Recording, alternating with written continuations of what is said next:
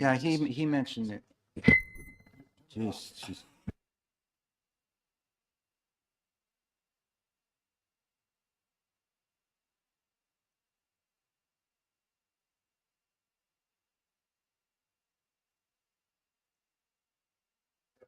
Okay, I'd like to welcome everybody to today's work session, which we have on a number of bills which are addressing how we set our formulas up for the regular school funding budget for adequacy and how we may be funding special education aid, dealing with those categories. And because they're intertwined, as you all know. So what I'm going to do first before we get into discussing is just advising you as where we're going, when we're meeting, on what days, so you can just mark it down on a piece of paper or in your computer. We're here today for this work session, so that's this Tuesday. We're on. There is no meeting on Friday. We have the session on Thursday where we get the governor's presentation and act on our bills. Then the following week, we will be meeting on Tuesday. On Tuesday, we will be execing 12 bills, and I'll get that list for you in a few months, get a copy made of those bills which we will be execing, 12 bills. Of those 12, 10 are early bills, 2 will be non-early bills. We'll be starting at 10:30. We'll be starting at 10:30. There is another meeting which some of our people have to be where they're doing a similar type thing in finance. So from 10 to 10:30, they will be there, and this way, by not getting subs for them right now, we're saving money for the state, and we can start at 10:30, get through those 12 bills. So that's next Tuesday.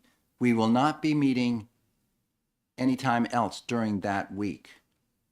So we have, of course, Monday being a holiday, and we meet on Tuesday. Wednesday, our room's going to be used by education policy or administration, and we won't be meeting that Friday. The following week, that's during the break, the February break. And we will be meeting on that Tuesday. And so I'm just advising you that we will be most likely execing the bills, which we see here on this list here, that we're going to take that information and pile it into a bill which we're going to use to move forward to Division 2. So we're going to try to whittle this list down. That would be that week of Tuesday, in the last Tuesday in the month. And we'll start in the morning. Pardon me? We will be execing, yes. We will be execing, and we may end up doing more work. What I have to do is that whatever we're going to send forward to finance, that gives us that last week within this month to work with LBA and to work with those who are crafting, amending language to get that done. Then the following Tuesday, which is the first Tuesday in March, we will be taking action on everything that's an early bill. Because we have to have that report by noon the following day into the clerk's office on the 5th. So we're closing down. That's why we need to use that 1 day during the February break. Very fortunate. When I was on education policy last year, we used every day in here. So we're fortunate to have the fewer bills. However, we have some very critical bills, and we're going to need some time after we have that Tuesday meeting during the break to work with the LBA and then come back with those for action on the following Tuesday, March 4. The Tuesday of next week is 10:30. We start. Are you guys meeting at all on that first or that Tuesday during break? I thought, is that 25th. So we got to coordinate. We're trying to coordinate with them. I think assume 10 o'clock for current. Pardon me? assume 10 a.m. Yeah, assume 10 a.m. It could slide to that 10:30, but assume 10 a.m. So, But it will be on that Tuesday, not later on in that week. Okay. Yeah. so just for clarity, Yeah. the next 3 Tuesdays, Yeah. and there will be exec on all 3 of them. And other than that, the next 2 weeks, we won't meet a second day. But I think we should hold on anybody's calendar the morning of Wednesday, the 5th, just in case we need it for cleanup, depending on how we fared on Tuesday, the 4th. That's basically SOP, standard operating procedure. If we need an amendment made on the 4th, we have to do some rushing, and then we come in on the morning of the 5th, get that done, and we have to have that done by noon on the 5th, Wednesday. So that's where we are today. We're going to start looking at these bills, and I'm not going to go down walking through each individual bill. What we want to do is start moving towards a process, a overview of the procedure that we want to follow in putting together a budget bill. There's a lot of different scenarios we've seen on this, some of doubling the SWEP, some of working with the current type formula, moving things all to the left. There's other bills that are coming in saying, okay, let's talk about fiscal capacity disparity aid and let's talk about relief aid. We see all that. And then we also see within the catastrophic side of reduce it to 3.5 to 2.5, more money at the front side of that.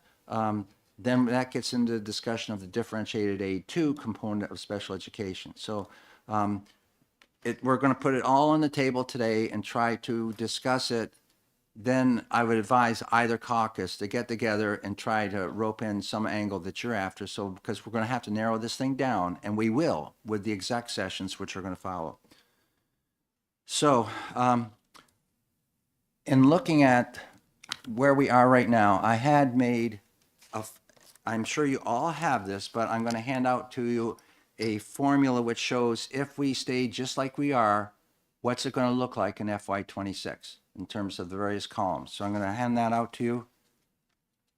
Most of you probably have this.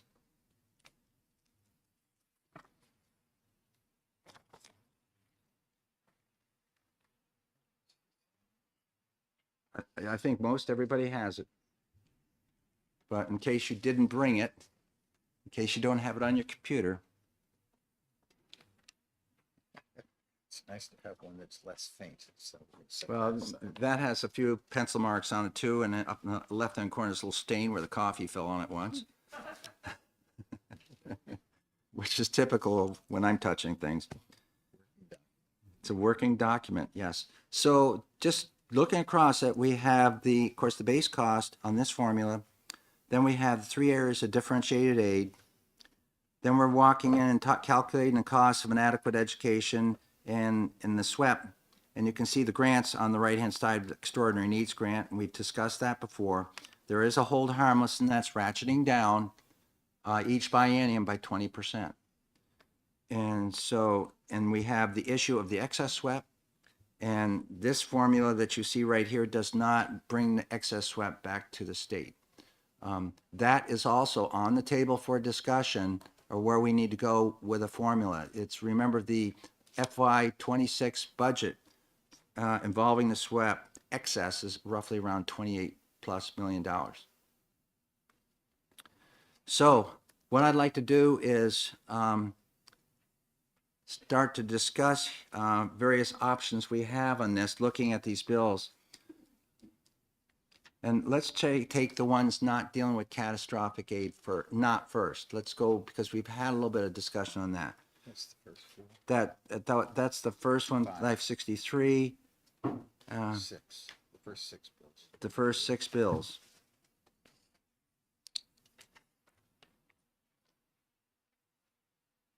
So starting with HB 137 then, relative allocating excess statewide education property tax funds for local school and municipal purposes. Okay.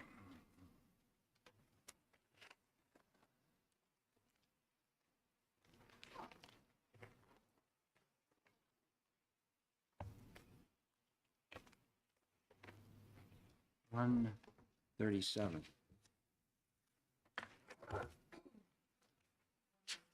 Okay, 137 is a bill that came in from Representative Cordelli. It's one where that keeps the SWEP money and allows the municipality receiving that excess SWEP to use it in any purpose which is education oriented. That's just a quick summary. Let's discuss that. Where are we on this concept of SWEP coming back into the state for redistribution or back to the fund or leaving it to the municipality? Yes, Representative Spilsbury. So just to frame the discussion, this is essentially the diametric opposite of 739, which I introduced yesterday. And I do think it's a fundamental conversation for the committee. Obviously, I've expressed my opinion that I think that our hand hasn't been forced yet, but it's moving towards the inevitable that we need to call for the excess to be remitted to the DRA. And this is not much different than, well, it's a little bit different than a bill we had back, and I'm looking at 2011, it was HB 337. That's when this all shifted in 2011. And there was a bill put forward which was used to carry forward the changes, but when it was introduced saying that the municipalities could keep the excess as long as it was used for specific two areas. One for building aid, and so if they were applying for a $3 million project and they had in their fund $2 million, they would only be able to seek $1 million. That's just a quick overview of that. And the other option was to direct the money towards special education aid. So it would be going after the old catastrophic aid. They could use that excess for that. That was what that bill back then. And so that's a little different than the one we're looking at, but those are some of the options. So you can either say you keep it and use it for education purposes, as we're doing, or narrow it down, or say you don't keep it and it moves back into the formula, the state. Representative Damon. Thank you, Mr. Chair. Good morning, everybody. So two things. The first is just for clarification. The analysis of the bill references that the funds would be available to the local municipality for school and municipal purposes. I don't think that's what the bill says, but I just want to clarify that because municipal is obviously more than school. Okay. And then believing that it is in fact not municipal, that it is for school purposes in the bill language. And as noted in DRA's fiscal note, it's just codifying what's happening now. I don't necessarily see that we even need this, even if we agreed with it. And I concur with Representative Spilsbury that we're just on the cusp of hearing from the court that we can't do this anyway. Not that I have a crystal ball, but. Any further discussion on that from committee members? I think it would be good to hear from Representative Fellows about her bill, which takes SWEP in another direction. Yeah, so I don't remember the number of it right now, but Which one was it that? it eliminates. 527, perhaps? Yeah, it's the next one down on the list, I Yeah, believe. that's I remember what it's like. So essentially, it just, to go back to the history of SWEP, that it was created back in 1999 in response to the Claremont lawsuit. So the state had to convince the court or show to the court that the state was making a substantial increase in the aid that it was providing to the school districts. So it did change the allocation formula, and it did send more money to school districts. But then it also just looked at the local tax bill and declared that a percentage of that local tax, property tax bill for education was actually state money as opposed to local money. And it made zero impact on anybody's property tax bill because all the cost of an adequate education was then and still is set much lower than any school district could possibly run on that amount per student. So there's always additional local money that has to be raised locally to fund the school districts, every single one of them. So the idea that, well, one thing, so one point that I'd like to make is that the only substantial source of revenue that school districts, that towns, municipalities have, including their school districts, the only significant sort of revenue they have is the property tax. They get some money from car registration, but they're not going to get too far with that. The state has no business declaring part of the property tax to be a state tax, and the state should never be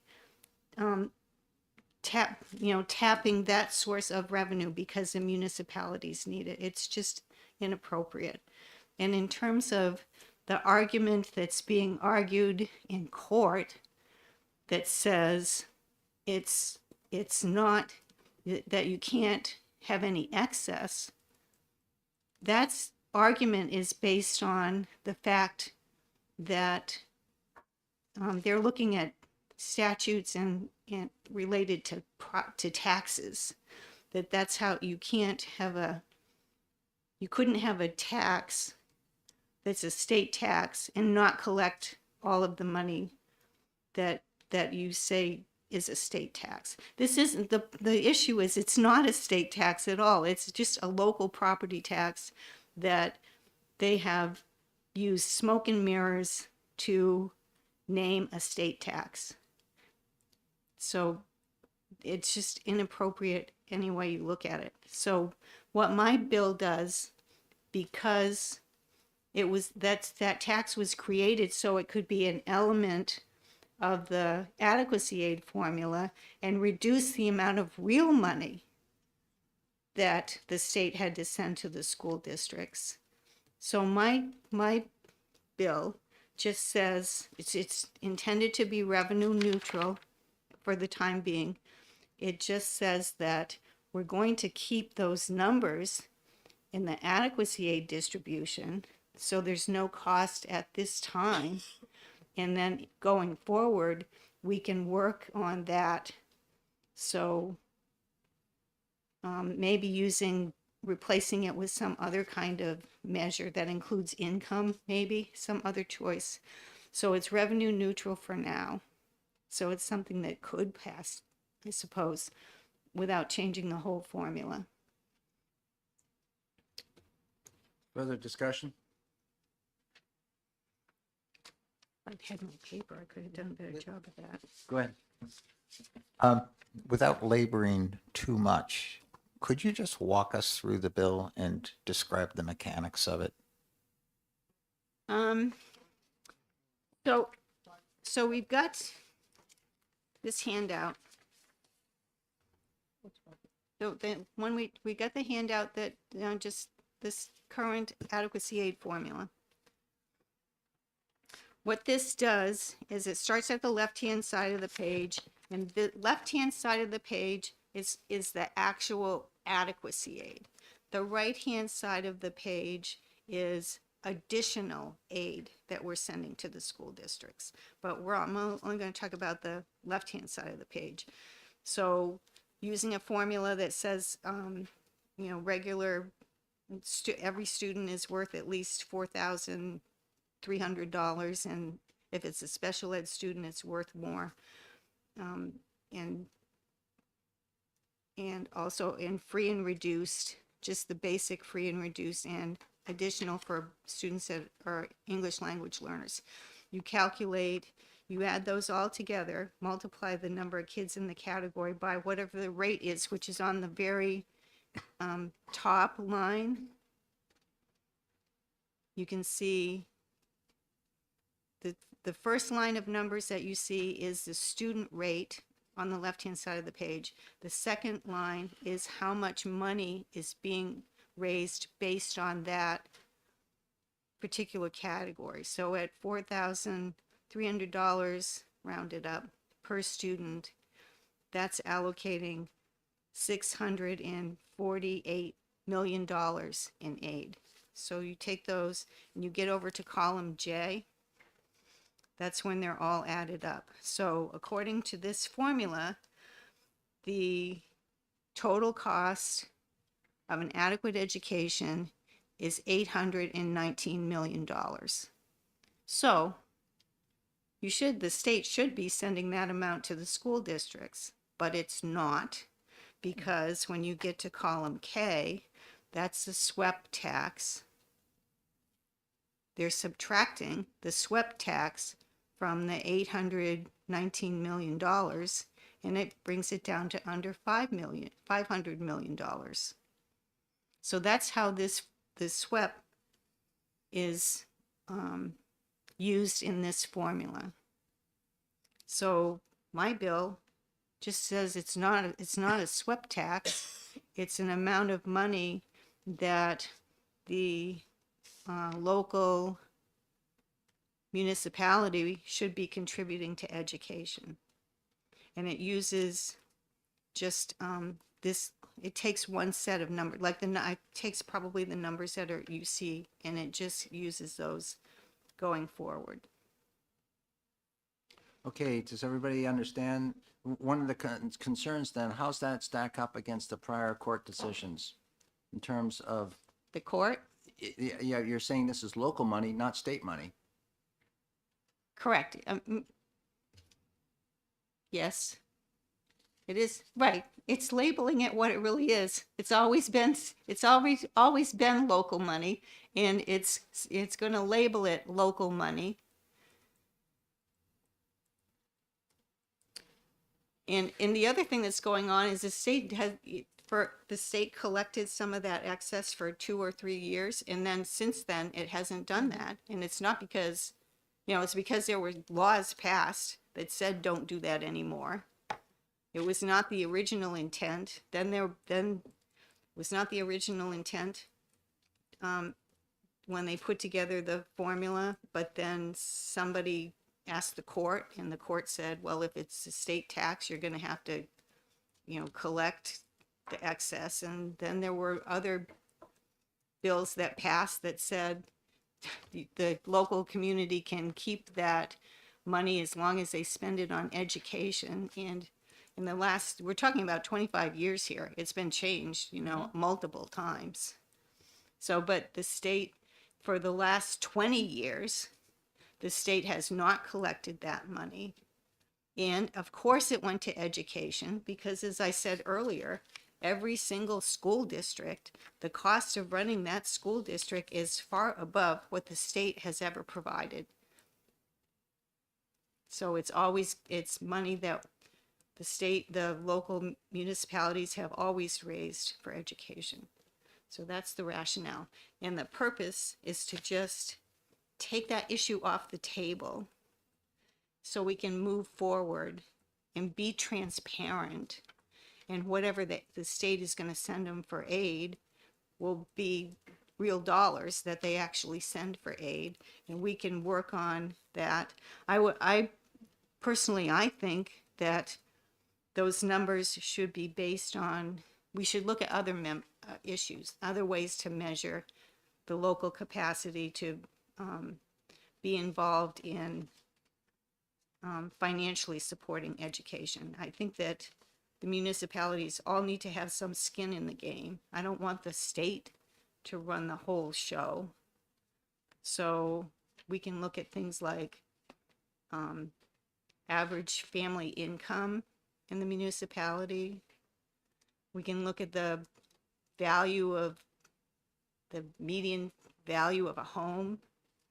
We can look at poverty rate. There, there are a lot of ways to do it. I'm not going to say there's only one way. Yeah, that's getting a little bit into some of the other discussion we're going to have today. Because we had a bill last year, was it 1583? Was that the bill? Where we were also discussing fiscal capacity aid and relief aid, and both of those would go after different sources of revenue. One's based upon equalized valuation. The other one is dealing with the FNR, the poverty issues directly associated with, that's where we get this data from, is FNR. And that initially was set up, you didn't get any of that support if you were less than 12% Yeah. of your population. It went on a formula and it had a series of waterfalls going up, which was made it difficult. Yeah. And that's going to always be Cliffs. squared away with how we work our data here.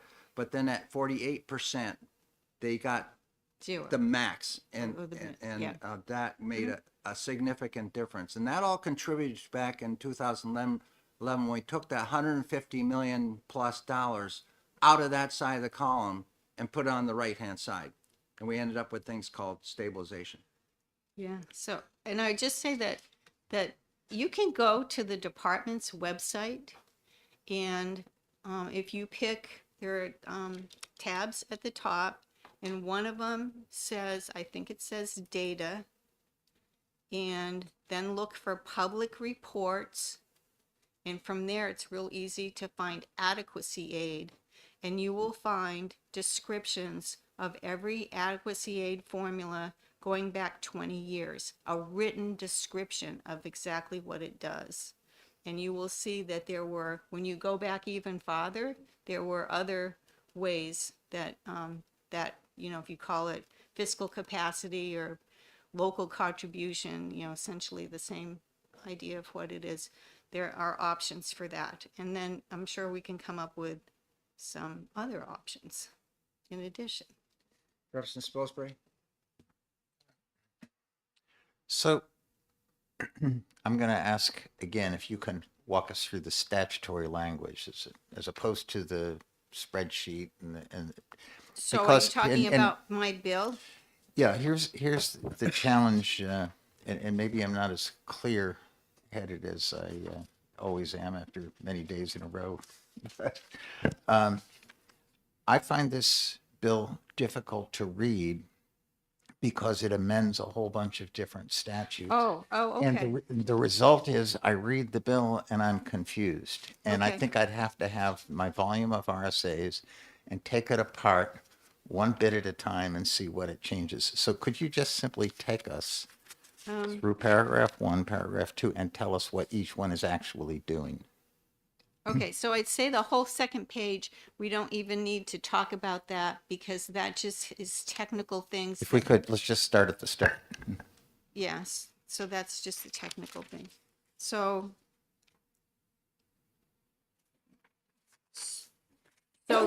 where it goes in the formula is where the statewide adequacy aid is now. Those are the numbers that, What I'm really asking is to go through the language of the bill. yeah. Okay, so I'm Okay. just saying that what is called adequacy statewide education property tax rate now would be relabeled to be local contribution. And it's just trying to freeze the amount that's currently it's probably the numbers that you're seeing here in K.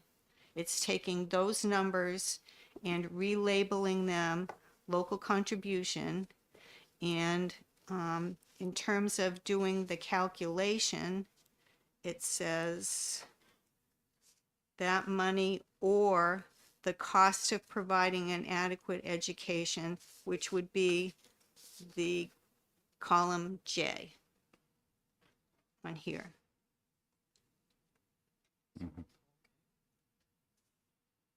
J.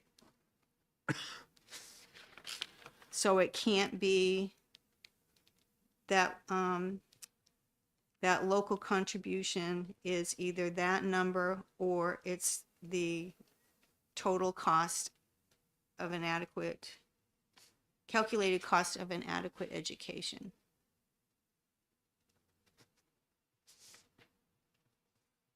Let's see.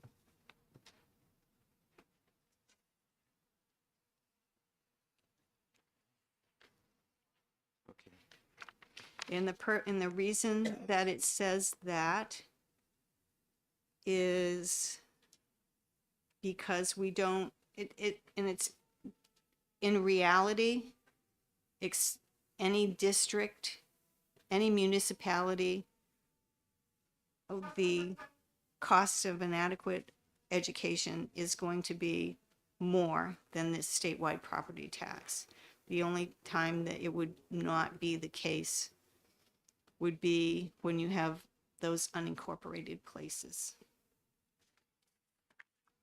So there would be no excess because the local, it's because it's the lesser of those two. So the part that people talk about being remitted would not exist because of that. Is this working? Is that making I sense? think what I'd like to do is have Mark come on up and Maybe. explain how this bill is different from the one that Representative Spilsbury is presenting.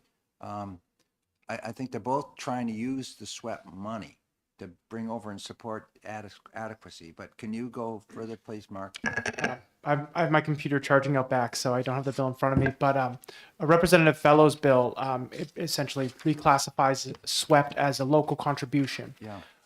The mechanics of it is essentially freezes SWEPT for a moment in time. So SWEPT is that 363 million allocation throughout all 245 towns. And so that becomes a frozen benchmark. That is your SWEPT. When we are calculating how much, and remember we do state cash, so it's cost of an adequate education minus SWEPT, state cash. That's the number. That's how we determine how much we're going to pay out. So it freezes that 363 million allocation for a moment in time, and then we're going to continue to do the cost of an adequate education calculation. And for most communities, as Representative Fellow said, the cost of an adequate education is going to be greater than whatever your portion of the 363 million SWEPT is. And then we will cut you a check, per usual. What this bill does is take that SWEPT number, says it is not state money, it is a local contribution. And so we'll now measure you up against your local contribution. And whatever your local contribution is, that your allocation of that 363 million, we'll measure you up against that. If you're over it, we'll cut you a check. What this does for the approximate 43 excess SWEPT towns is it's choose the lesser of the two.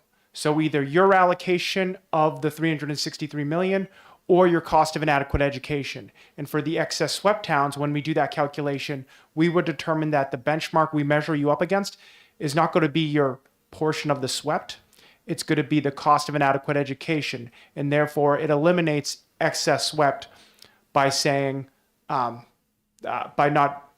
the calculation is going to be the lesser of the two, either the cost of an adequate education or SWEPT. And so excess SWEPT is when SWEPT is higher than the cost of an adequate education, but we're now saying the lesser of the two. So therefore,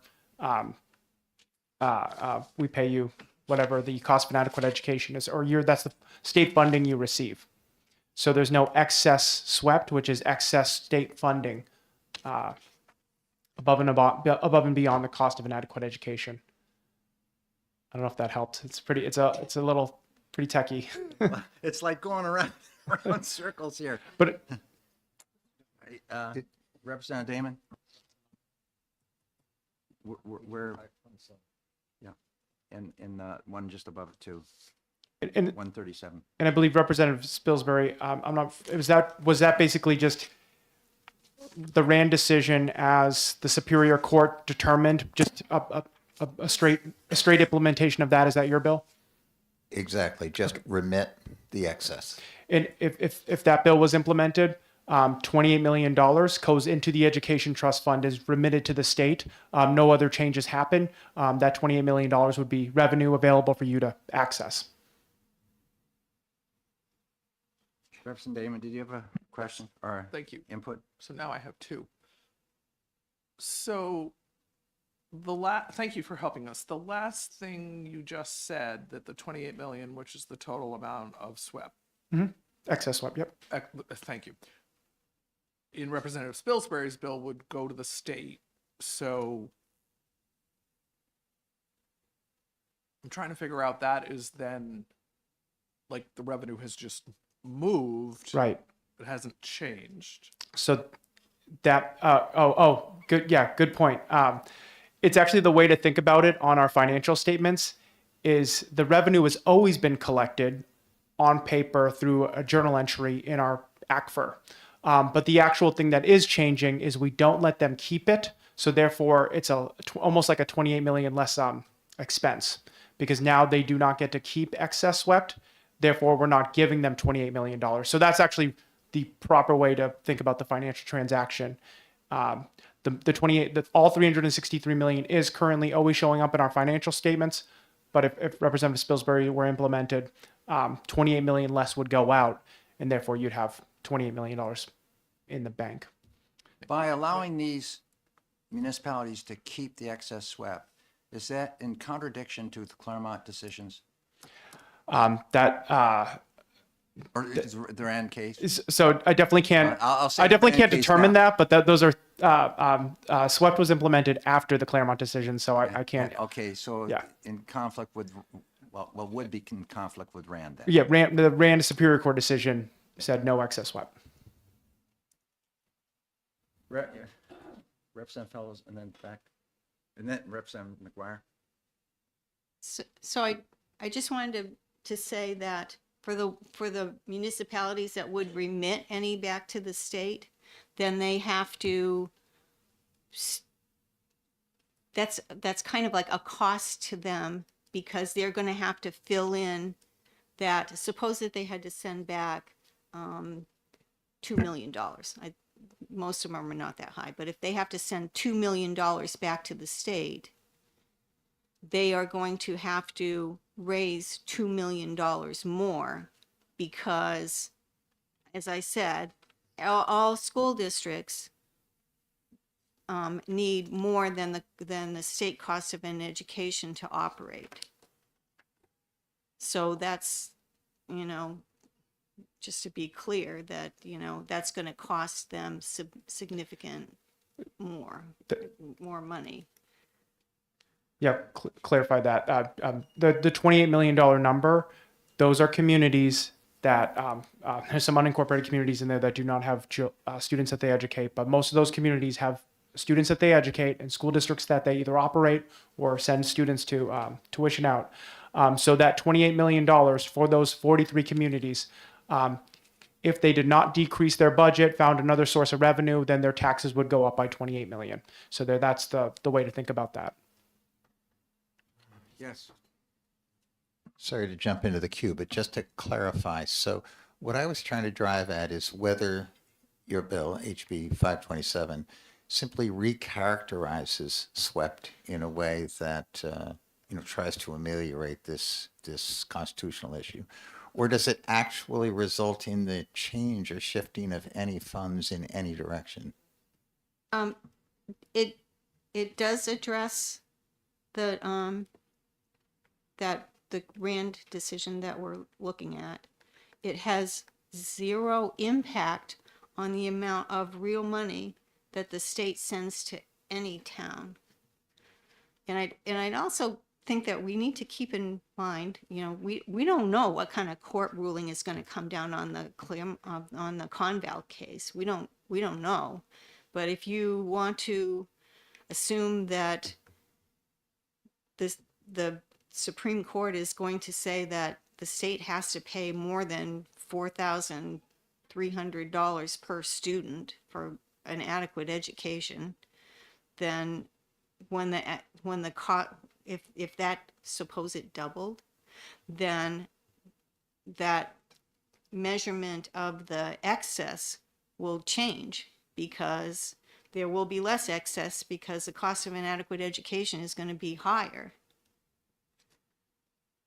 So.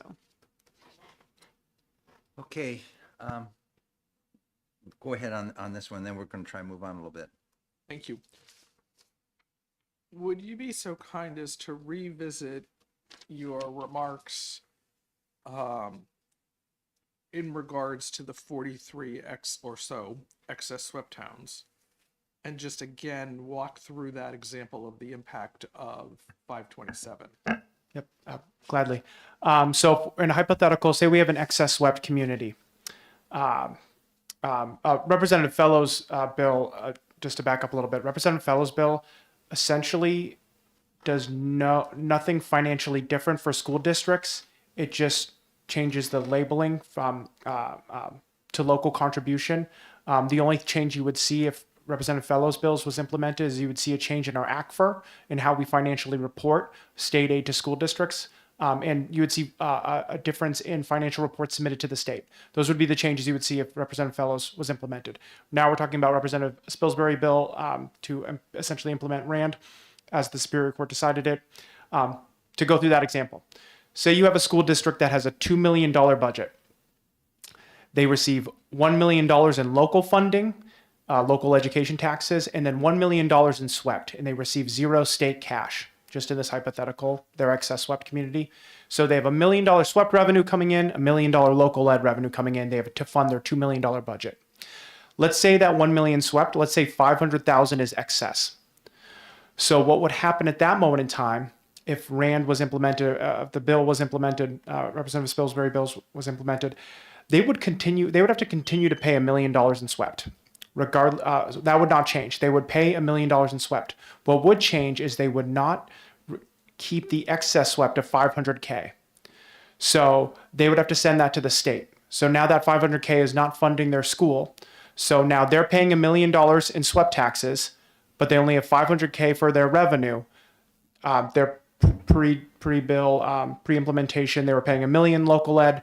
Now they're going to pay 1.5 million in local ed, plus the $1 million SWEPT. So the net impact to the taxpayer is they lost their excess SWEPT. They're paying 500K, and now they've funded their school at $2 million, but they lost their excess SWEPT. So the taxpayer was paying that anyways, but the taxpayer decided to use that, fill that budget hole by increasing local taxes.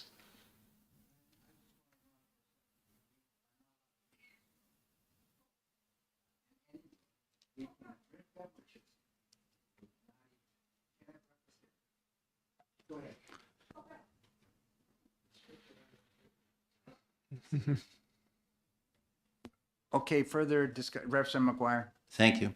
And Mr. Chairman, I believe it's a House rule that you can only drink water in a committee room, not coffee or whatever. Yeah, and I drink coffee because I stay awake. I understand. And it's a water-based product. It's a rule that's And I've had- honored in the breach, I guess. Anyways, Okay, quick question, and I'm Yes. sorry, I still don't have my voice, but anyway. Do you know what year the 363 million came in?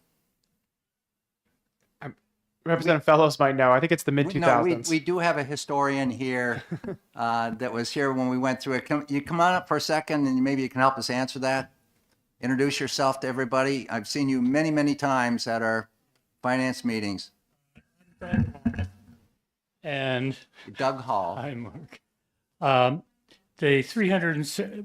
first year, 1999, SWEPT was set at $6.60. That was the tax rate. That was 1999. A couple years later, it was $5.80. Then it was $4 and I don't have it in front of me, but I think it was $4.62. And then the next change was to say that DRA should raise the same amount as the prior year. The rate was taken out, and that was 363 million. And then after that, the law was changed to say 363 million until 2 years ago when it was changed to 263 million for 1 year and then back up to 363. So this started in 1999 at $6.60 and has been, I would guess it's probably 12 years that it's been 363 million, with the exception of the 1 year when it went down to 263. Thank you very much. Thank Doug. you. All right, that's enough. Thank you. Further discussion on the SWEP side here? Yes. Can you just inform us, excuse me, what the lowest and the highest swept rates are per town to result in that 363? Oh, I'm sorry. Can you tell us the lowest and the highest, so the range of swept rates per town to result in that 363? So this is the answer to that is everyone pays the same rate. That's not the rate you see on your tax bill, because the rate on your tax bill is against the assessed property of your town that's not equalized. So each town has different assessing practices. So you'll see deviations on your tax bill. Your swept tax bill might be higher than your neighbors in another town. But when the swept is set, it's the 300, whatever the rate needs to be for every single community to raise the 363. It's essentially one rate. It's an equalized rate. And so it's 112 for fiscal year 26. It's going to be 112 per thousand. Yes. Representative Fellows. Yes, on this issue, what I distributed when I testified on my bill was I took part of the equalized property values and the tax rates and just showed them just the columns for the equalized rates. And on here you can see that the rates are not, equal. They go up and down. There's quite a good range on these, and that's because you can't really. The idea of equalized valuation is more a concept than something you can actually achieve, because what DRA does, and I don't know if we have a DRA person here, is they look at equalized valuations.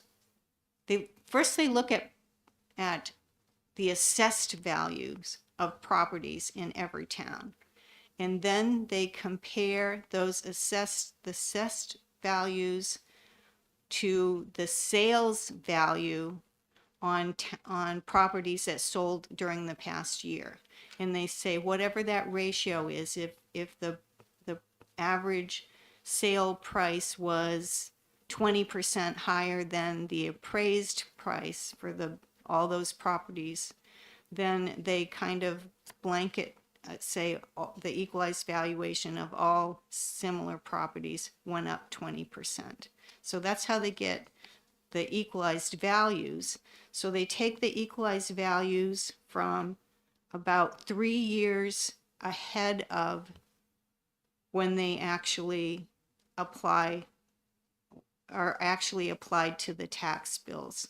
So you're using 3-year-old equalized valuations when you get your tax bill, because property values have shifted, and it's not even across, the shift was not even across all the municipalities in the state. That's why you see equalized values on this report, which are different from town to town. So what you're getting for the taxation really isn't it. I don't know what to call it. It's not very accurate. There's a lot of margin of error in every single person's property tax bill. That happens at the local level, but at least they get reassessed. They do a full revaluation every 5 years. When you try to take this up to the state level, you're not going to have everybody getting revalued on the same cycle. So your town's going to get revalued 1 year, and the next person, their value is 2 years old, and the next town, their value is 3 years old. And so that's why you're not getting a consistent rate. So any attempt to try to do a state equalized tax rate it's not going to be very accurate at all. So, and the other thing that's going to happen is if this is really a state tax, then they need to collect they need to get the money that people actually pay in their tax. And we know that not everybody pays their property tax. So who's going to fill the gap in the middle? That's going to be the municipalities again. It's not as, the state should only get the money that's actually paid, and then they should also be reimbursing the town for being their agent to collect it. It becomes very complicated when you try to scale it up above the single municipality level property taxes. This question's for Mark. This may reveal a simplistic understanding, but would it be correct, theoretically at least, that if all towns were mandated to revalue on the exact same 5-year cycle? So I don't know what the manpower would be for the contractors and so on, but if every town revalued in the same year, does that completely wipe out the equalized valuation requirement? Yeah, if there was some sort of consistent, standardized process for everyone to assess in the same manner, you could work towards getting rid of the equalization process. So just capture that caveat. I guess what I'm asking is the timing by year the only variable, or is there another variable when you just said the manner in which they assess? I can't speak to that. I'm not an assessor. I'll talk in a little bit on this because we just went through this in my community. And the reevaluation occurred to the residential properties, not the commercial properties, for one. It was done off cycle after 3 years rather than going the 5-year cycle. So that creates a problem in itself if you're going to do this reassessment when the market values are up on top of us high, and that's when we're going to do the reassessment rather than waiting. Maybe that's going to go down a little bit here, and that impacts how our formula, what type of dollars you're going to receive in the formula to a degree. I've talked to you about that before, but there are a number of variables there that we should be aware of. Go ahead. Yeah, just as far as the equalization process, definitely DRA can speak to that as far as how it works and what methodology they use in towns. The equalization process, just to walk through the timeline, because the timeline does create SWEPT is lagged, and there's a reason for why it's lagged. So just to walk through the timeline, in the fall of 24, town assessors sent in about 500 towns, or 245 towns, sent in their property values. It's called the MS1 form. They sent that into DRA. DRA then took that data and they went through their equalization process of bringing everyone up to market value. And they didn't publish that. Some communities might challenge it, so they might not trust the equalization, or they get due process before the equalization process is complete, so they could challenge it. So as that equalization process is going, it takes about 9 months to complete. So you collect the data in the fall of 24, or actually I'll use 23, September 23, they collected it, published it in the spring of 24, summer of 24. Then we use that data. So it's collected in fiscal year 24, in fiscal year 25 to estimate what your SWEPT is going to be in fiscal year 26. So just talking about using data from fiscal year 24, we're using it to forecast your SWEPT that you're going to pay in fiscal year 26. So that's a 2-year lag. And the reason why one of the year is the equalization process takes about a year for it to go through the process and people can challenge it, et cetera. That takes about a year. And then the reason why we also forecast it out in the future, which there are some bills to think about considering not forecasting it out in the future, is because now you have an accurate SWEPT number that you can build your school budget off of. And also finance has an accurate adequacy estimate we can build adequacy off of. So having that 1-year lag in SWEPT makes budgeting more accurate. And then 1 year just is inherent because the equalization process does take some time to complete. So that's why SWEPT has a pretty substantial 2-year lag on it. Further discussion here.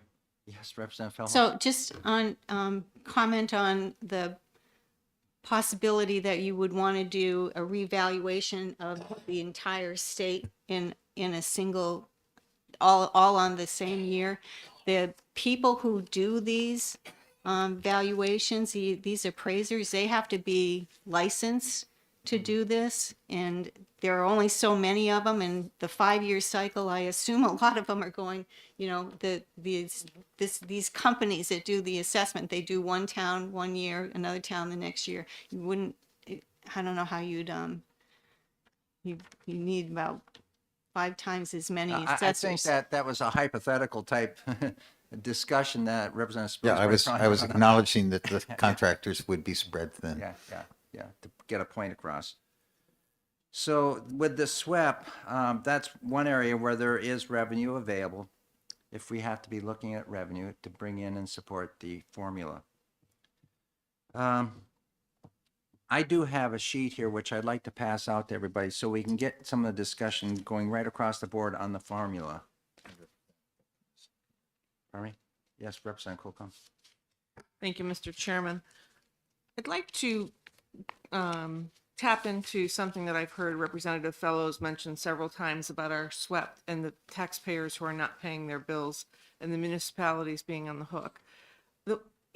Correct me if I'm wrong on this. The way I understand it today is that our municipalities are already on the hook because they have to pay that over to the school regardless of whether they collect it or not.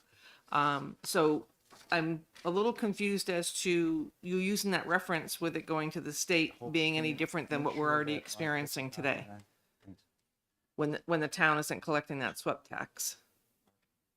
So, you know, this is revenue issue, but I know what towns do. They have something that's called the overlay because they know that not everybody pays their tax bill. So they make the assessment, you know, 2 or 3 or 4% higher than it needs to be to fund the budget.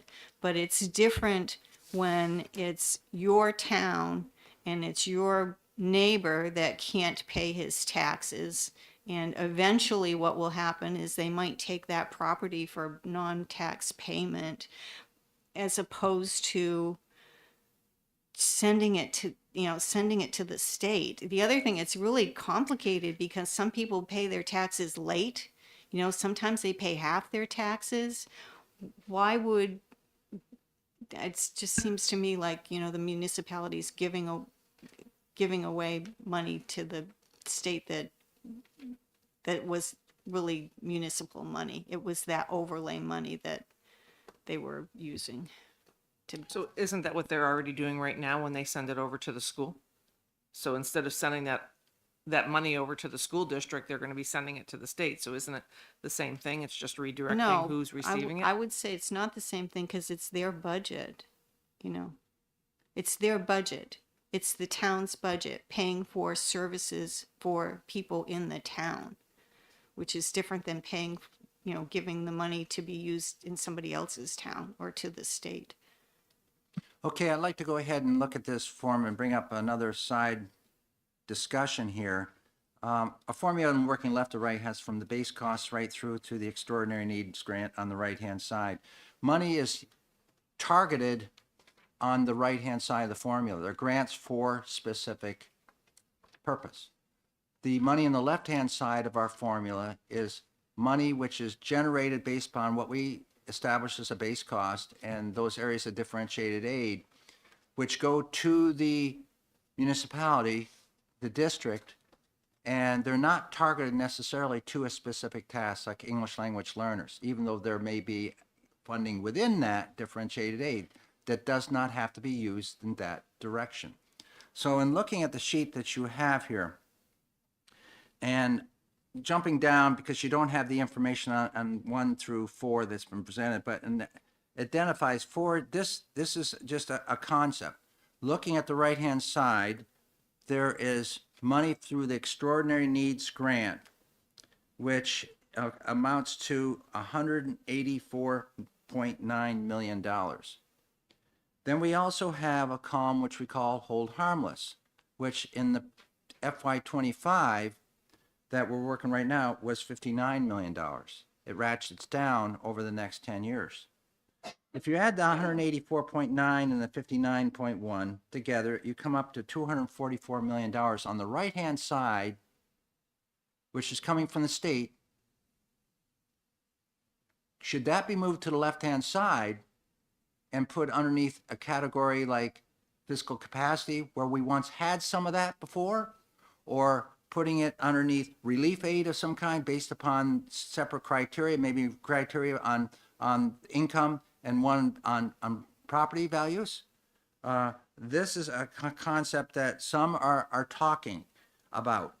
And then you would have also that hold harmless. If you brought that in, you would have another $28.6 million. You could add into that total $244 million. And spreading that over. My question now to Mark is, but if we move that everything from the right to the left, what kind of holes would we have for those property poor towns? Would there still be, because when you add money into the left-hand side, you're also adding it on to every town is going to get this money. And in fact, some of the targeted money has been targeted specifically to those towns. I haven't run a spreadsheet doing that exercise, but to move it from the right side to the left side should have no impact. If one of these, one of the things we do on the right side of the formula is we basically look if you're excess swept. If you're excess swept, you don't get it. So there could be some netting against excess swept. So it could lower the amount of excess swept, but a lot of excess swept communities would not be targeted to begin with. So I think with like relief aid, if relief aid was reenacted, some of that, if you say you wanted to take 17 million in relief aid and move it from right side to left side, some of that would net against excess swept. So it wouldn't truly distribute 17 million. That would be the only impact. But basically moving from right side to left side, you've financially done no significant impact financially in how the distribution is done. What you've done is you've recoded something from additional aid essentially to constitutional aid. That is the major impact that you would see if that was enacted. You are moving the players on that chessboard around a little bit. So now that when it comes to what is the state contributing towards the cost of a student, the price might go from $5,000 or whatever we're doing right now to close to $7,000 per pupil. That's correct. That would be, you would say you enacted this, the way a judge might see this would, all of it would be on the table to be reviewed by a judge. Currently in the litigation, we have Conval, we have RAND. RAND has multiple parts to it.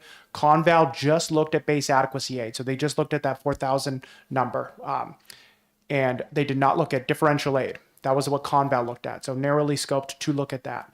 The RAND trial, which is ongoing and has Superior Court has not fully made a decision on that. It's been broken up into pieces, but we just had a RAND part of the RAND trial this fall was to look at is the FNR and special education aid, is that adequate? Because that's on the left side and can be constitutionally challenged. The litigation is not looking at extraordinary needs grant in any meaningful way. The litigation is not looking at the hold harmless grant in any meaningful way. However, if you were to take it from the right side to the left side, that more likely to get involved into the litigation instead of just looking at base and differential aid. That's correct. Thank you. Any further comments on that possible, way of looking at distributing the dollars? Yes, Representative Fellows. Yes, I think that almost anything we want to look at, that we should also have a column that shows us the per pupil amount that the municipality is getting, because we just see. This is just concept right here. I don't think there is a spreadsheet doing this right now. Oh, okay. So we're just looking at this concept. In other words, I think that it can be justified. There's two philosophies on how you establish what the cost of a child is going to be. You can do it by the inputs. What are those resources or components that are necessary to provide the child the opportunity for an adequate education? Or you can look at the end result on the right-hand side. This is the amount of money that we're spending for an adequate education. And we know that our achievement scores are very high compared to the rest of the country, so we must be doing something correct.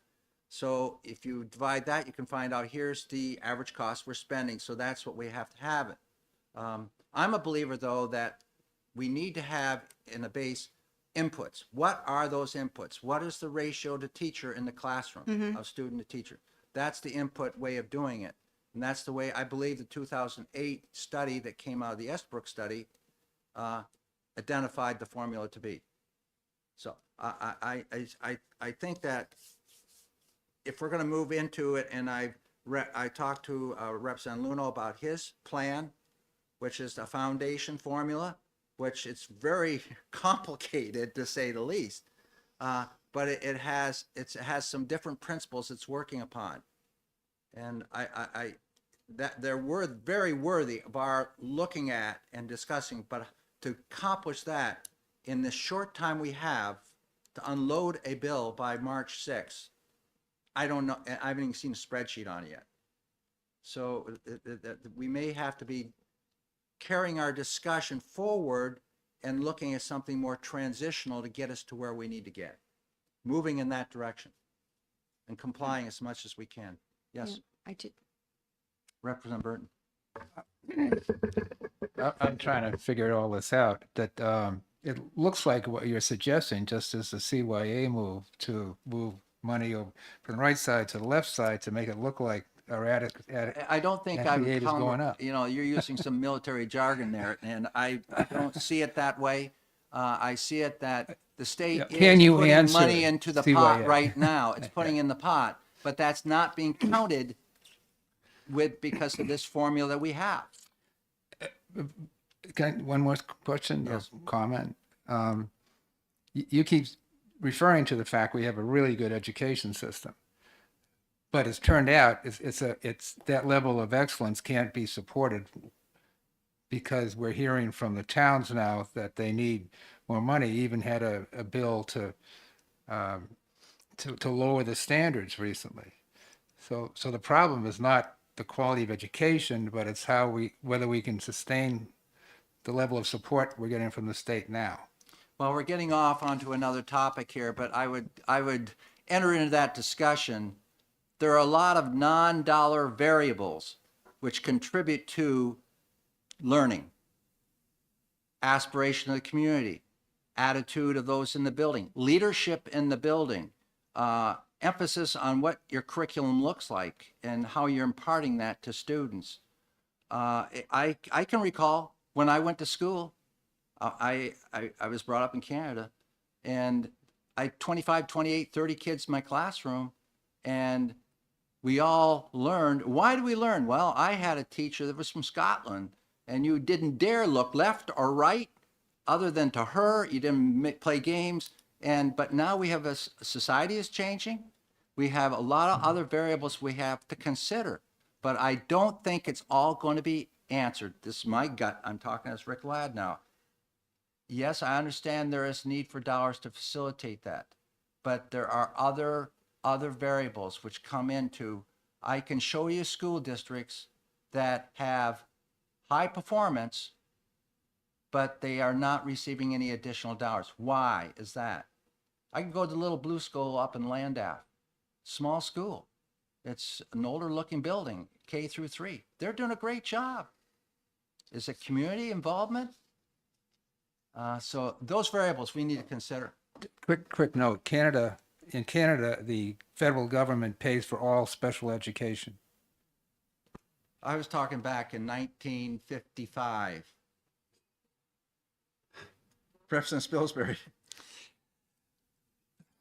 So as a relatively new entrant into this discussion in the last couple of years, I found the right side, left side to be pretty perplexing because as a math matter, it doesn't seem to make any difference.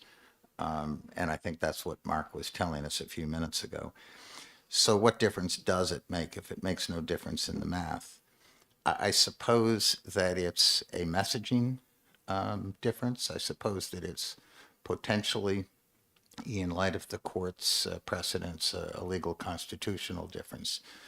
So if you want to pay strong attention and be guided by the court's precedents, then the purpose of those entries on the left side is to say, this is what the legislature deems to be the cost of inadequate education. This is what we're going to support. And I think that leads us to the fundamental flaw in the Conval decision. The Conval decision, by looking exclusively at base adequacy, has stripped it down to a figure that has to be provided uniformly to every student throughout every district. And that's, I won't say that it's pointless, but it misses so much of the point, and it deprives the legislature of its duty and opportunity to gauge other variables. So whether those variables are free and reduced as a proxy for poverty, early learning, whether you enter back into the left side capacity to pay in terms of local property values, that's essentially what I think our own legislative precedent asks us to do, to put into the left side what we think is fairly characterized as a cost of adequate education. And frankly, if we do that, then I think, and we do that responsibly, I think that's the primary rebuttal to the argument in the court that a single base adequacy is the answer to a constitutional obligation. So I guess I would, to try and bring that back to your point, I would weigh the question whether a particular form of aid goes to the left or the right, if we're even making that distinction, based on that question of what constitutes the base adequacy versus what helps districts pay it. I'll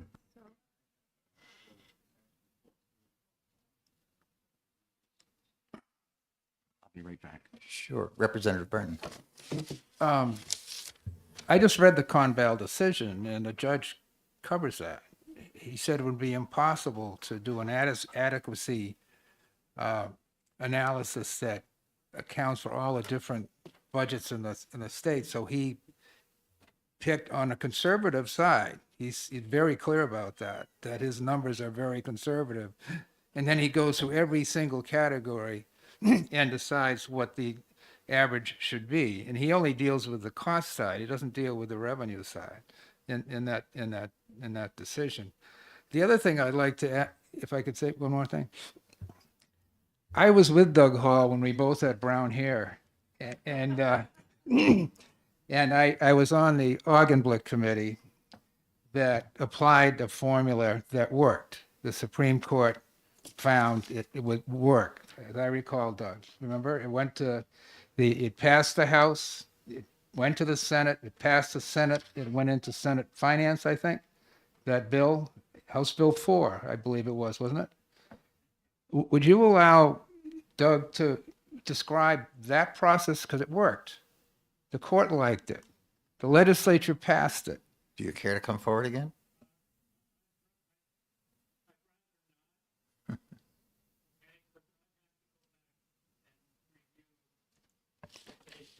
I've saved you the problem because I've been into legislation. Even within the lifespan of people in the room, we can call it ancient history. But I want to say, I have the research is being done across the street right now on how that whole process went.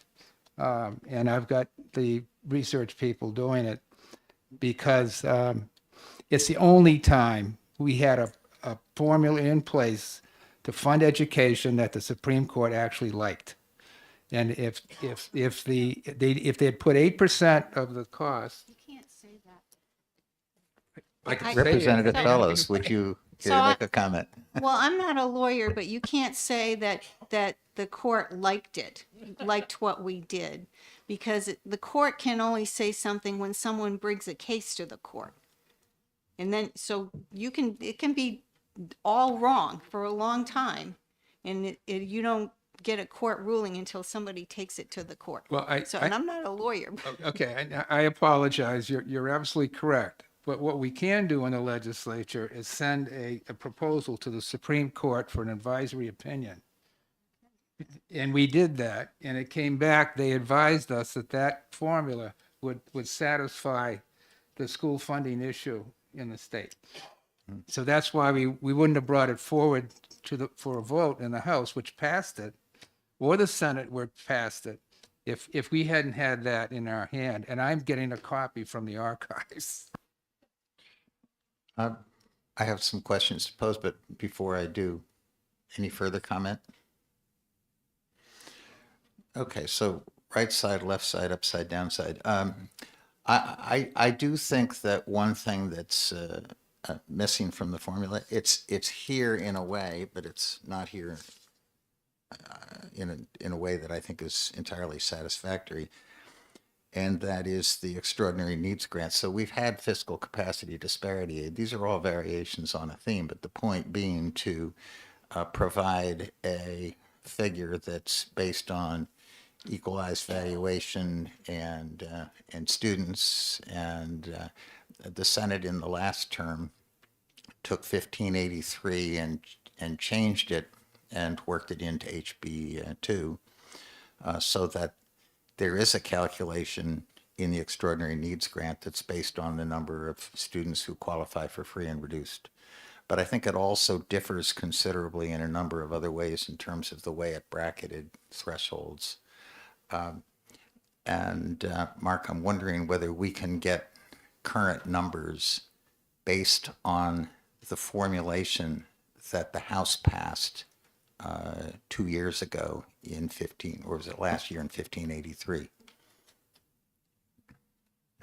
Yeah, we could run the same exact language through the modern data set. The issue you would have is it'd probably come out with less money because property values have gone up since last year. That would be the only change you would see, but we could run that I number. do think it would be interesting to see where the current numbers would lie relative to the extraordinary needs grant figures we already have. Okay, so Any comment on that? Can you just explain which bill? Is that a 2024 bill or? 1583 was a 2024 bill. And so when a year ago, when there was a special subcommittee, two bills were reported out, then approved by the full committee, approved by the House, and died in the Senate, largely because it was an off-budget year. I'd like to see what, frankly, both of those bills would look like here 1 year later. So I'd also like to see when you do that to put a column that shows per pupil at the end, what they end up with for a grant. Sounds good? Thank you. A grant, that's the real money. Yeah, good suggestion. Now, another question, anybody else want to? Okay. I don't know where this really leaves the districts on a net basis, but I've really questioned why the special education is one of the categories of adequacy. And we've got about $69 million, more or less, going to the districts in the form of a single allowance per student. So tracking Representative Fellow's thoughts, that's $2,184. And we've had conversation with several bills about the shortfalls of having one figure and whether there should be category A, B, and C, whether there should be 13 different types of special ed broken out, whether this leads to stigmatization and so on and so forth. And I raised the question when we were having a work session a week ago on special ed. What if we took all the money that we currently allocate to special ed and maybe more?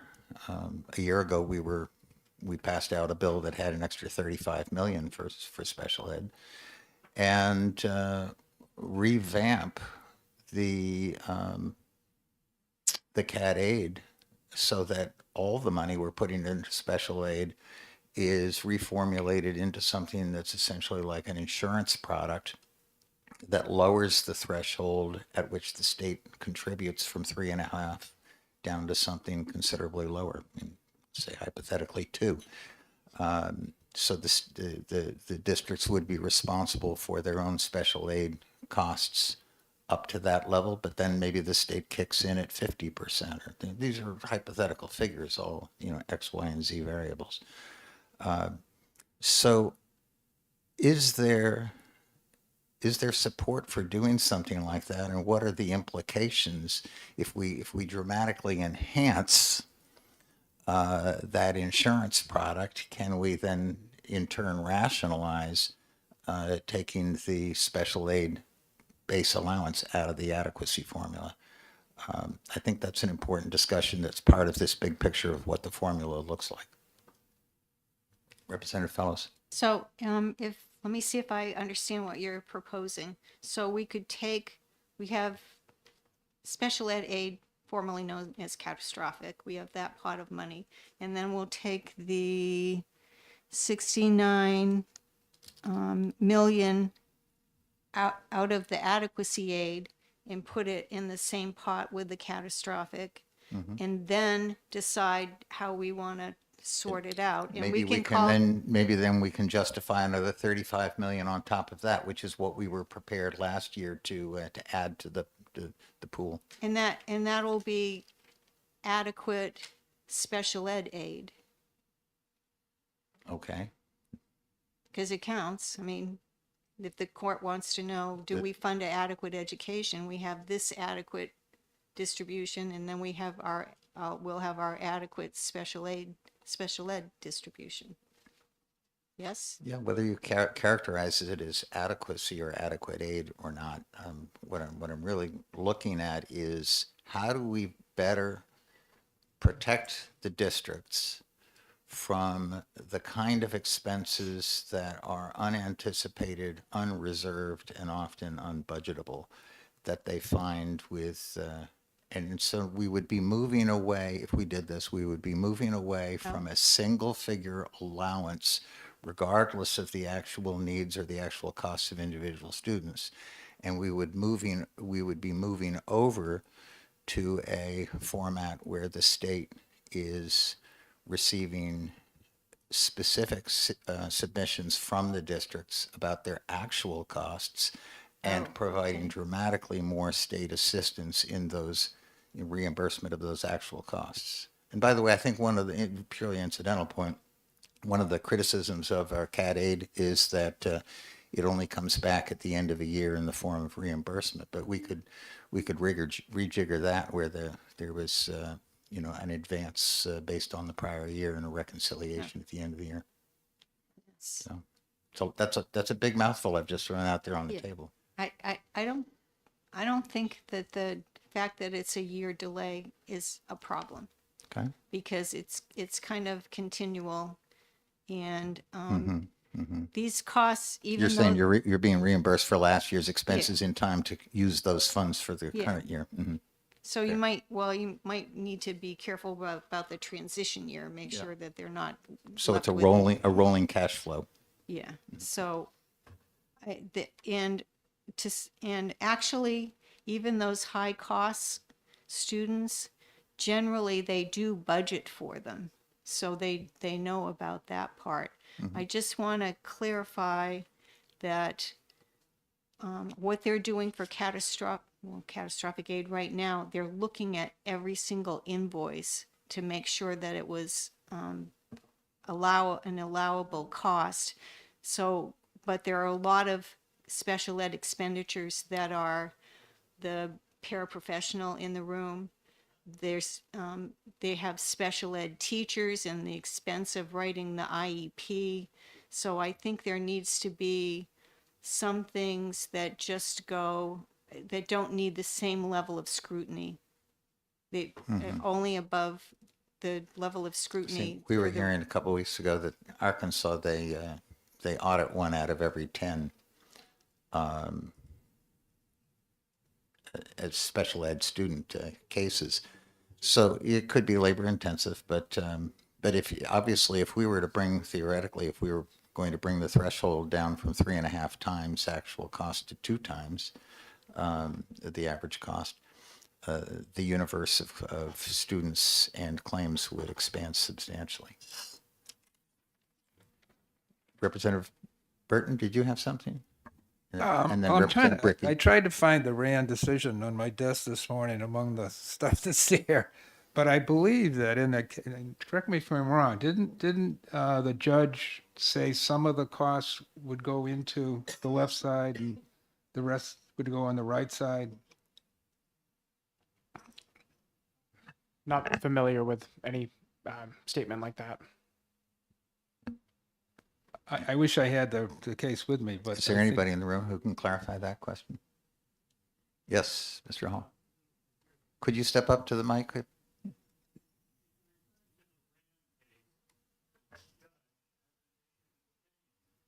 Well, I'm not,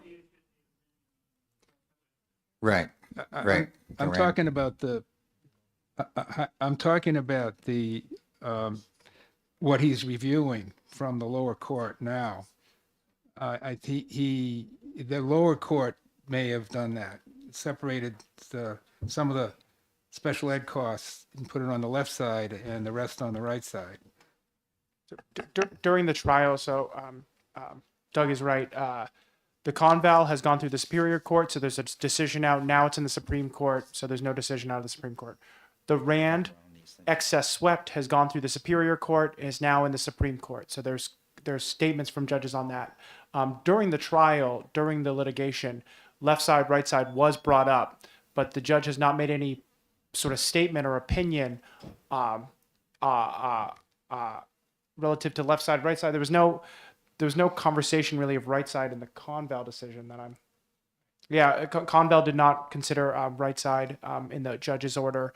Judge Ruoff is going to have another order because there's Rand now. The Rand decision is now looking at special education differential aid, the thing you're just discussing. So Judge Ruoff, in that order, could the Superior Court order could make some comment about left side, right side, but I'm not familiar with any comment made about that. And not that anyone's interested in history, but I would point out that in 1984, 85, the Sunset Committee deleted the special education. They were not going to reauthorize it at all. We'd be the only state in the union that did that. So that's when I and Betty Jo Taft, you may remember, rewrote the special ed law because Governor Sununu, John Sununu, was adamant that that was wrong, and Senate Speaker Tucker was wrong from Plymouth. And we rewrote that bill, rewrote the program over a year. That coincided with the case where the Laconia State Hospital had to close down, and we were figuring out how to deal with many of the residents coming out because they went into special education. They'd been warehoused prior to that. I met some of them and their parents, and special ed, you're sort of nodding your head. And so that's some of the history you should know, that it was a bipartisan group that reconstituted special ed because it's so important to so many families in our state. Representative Bricky. So getting back to what you said about it might be a burden on the DOE or on their staff. Yesterday, I was amazed when, and of course I can't think of her name now, from the state said, the special ed, Caitlin, when Caitlin said she only has a 0.25 FTE staff member. And in the, it wasn't Caitlin? It was Melissa. Melissa, thank you. That's okay. At least you had a name. I didn't even have one. So, and she has to hire part-timers in June. So that might be a real burden on financial burden. Fair to say there would be an administrative requirement. Yes. Yes. Agreed. Yes, Representative Peoples. Thank you, Representative Spilsbury. One of the things that came out of yesterday's testimony that I thought was very enlightening was the fact that there was no quantitative way of measuring anything. The IEPs are a written narrative. We're delivering services. We get an invoice in. It says speech therapy invoice. We pay it. So we don't know whether we have one quantity or two quantities or five quantities of it, and whether that bill is rational based on that student's IEP or other educational programs that he's in. I think no matter what we do, we need to come up with a way, and it may add some labor at the DOE and maybe even at the local level, but there should be a way to quantify what we're delivering for services versus what we're paying. And it might come down to, like, every IEP has a fiscal note that says, this is what we're delivering. We're going to give them 5 units of speech. They have a paraprofessional, whatever. And when that invoice comes in, we have a way of rationalizing what we're going to cut a check to them and provide some transparency and some accountability into that process. Not that I'm saying there's a problem, but we do need a way to, going forward, as we work through these formulas in the future, understand what those costs really represent and how they impact the educational funding. Thank you. So internal cost accounting principles that are used routinely in business don't always find their way into government services. Yes, Representative Burton. When we were writing the special ed law in New Hampshire, I chaired the subcommittee on IEPs. And pretty soon I realized the whole people in the workshop rooms were lawyers. And that the parents were getting clobbered when they went into the IEP meetings, because often the school districts just come in and say any cost is too great, and the parents come in saying no cost is too great for my kid. And any parent in here knows that's probably where you'd be. There is no direct answer to your question, Representative. It's a matter of judgment. And so to allay some of that, I did sponsor on a trial basis mediation on IEPs, and that was suggested by the DOE. Do you remember that, Doug? And that moved the discussion offline to take some of the emotion out of it. I must say that special education, and I had, because I've been in college work, they're well trained. It's a specialty now, and I think those who here are the teachers, I trust them to make the best decision. It's not like fixing your pipes. It's a judgment call. And that's why it's hard to quantify. Not that we shouldn't try. I'm not denying that. But understand, it's like a medical decision. In a way, it really is. How many meds do you need? Well, anyway, thank you. Well, that's an interesting analogy, but medicine has been brought into the insurance world, quantified. So I think the challenge is surmountable. Yes, Representative Fellows. So there's one thing that takes up a large chunk of any school district budget, and that's transportation. And there's two categories of transportation. There's special ed transportation and then just the regular transportation. And instead of trying to somehow say that's all in a base cost per pupil, maybe we just a suggestion, maybe we might want to break that category out, because there's a lot of variability between rural districts and more compact districts. So you're suggesting that the portion of transportation services attributable to special ed students be broken out, and then what would you propose that we do it? So actually, when we build our formula here, it's not one of the columns, but maybe transportation should be one of the columns, because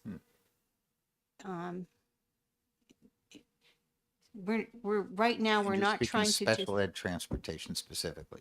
well, maybe special ed transportation would go in the special ed allocation we're talking about, and regular transportation would go in here. You could say that when it comes to the classroom, those are pretty standardized. You need a teacher in every classroom, and you need some overhead in terms of the building and operation of the building and heat and lights and all that. But transportation, in my mind, is a large enough category that we might want to look at that separately. And I don't have a suggestion on how to do in terms of like if it's part of what they actually pay, or we've also got a state law that says you have to transport elementary students, if they live farther than, it's either 1.5 or 2 miles from the school, but I'm pretty sure just about everybody is transporting students that live closer to that. It's just, I'm just saying that it's a large piece of the budget that can be very variable from one school district to the next. And also, Also has a lot to do with geography and topography. yeah, and the other thing is, I actually think that we should be doing this allocation based on districts rather than municipalities. And one of the reasons I believe that is that the Claremont ruling said that the state has to describe what is an adequate education, figure out how much it costs, pay for it, and that there has to be accountability that it's actually being provided. And you can't have accountability at the municipality level because you have cooperative school districts where you have multiple towns in the school district, and they don't have say over what services are provided. Only at the district level do you have a school board that's responsible for what services are provided. I'm going to go to Representative McGuire in a moment, but just on that thought, if we had our aid directed by district, would you also support then requiring a district to have a single local ed property tax rate for all of its constituent communities?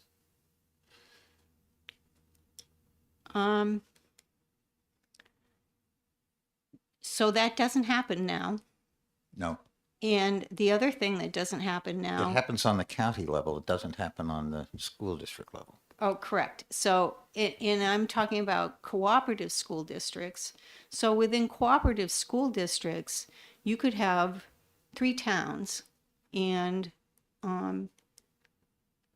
you might be splitting the budget. So some cooperative districts, it's just straight per pupil. Everybody's paying in the same amount for the pupils that they send. But most of them are not that way. Most of them take the budget, and this is common. You split the amount of money that has to be raised from taxes into 2 pieces. And half of it you allocate to the municipalities based on the number of students that they have. The other half of the money you allocate based on the equalized valuation of the towns. So what happens if you do that, and then you look back at what each town paid in, then you will see that they paid more. Some towns paid more per pupil for their students, and other towns paid less for theirs.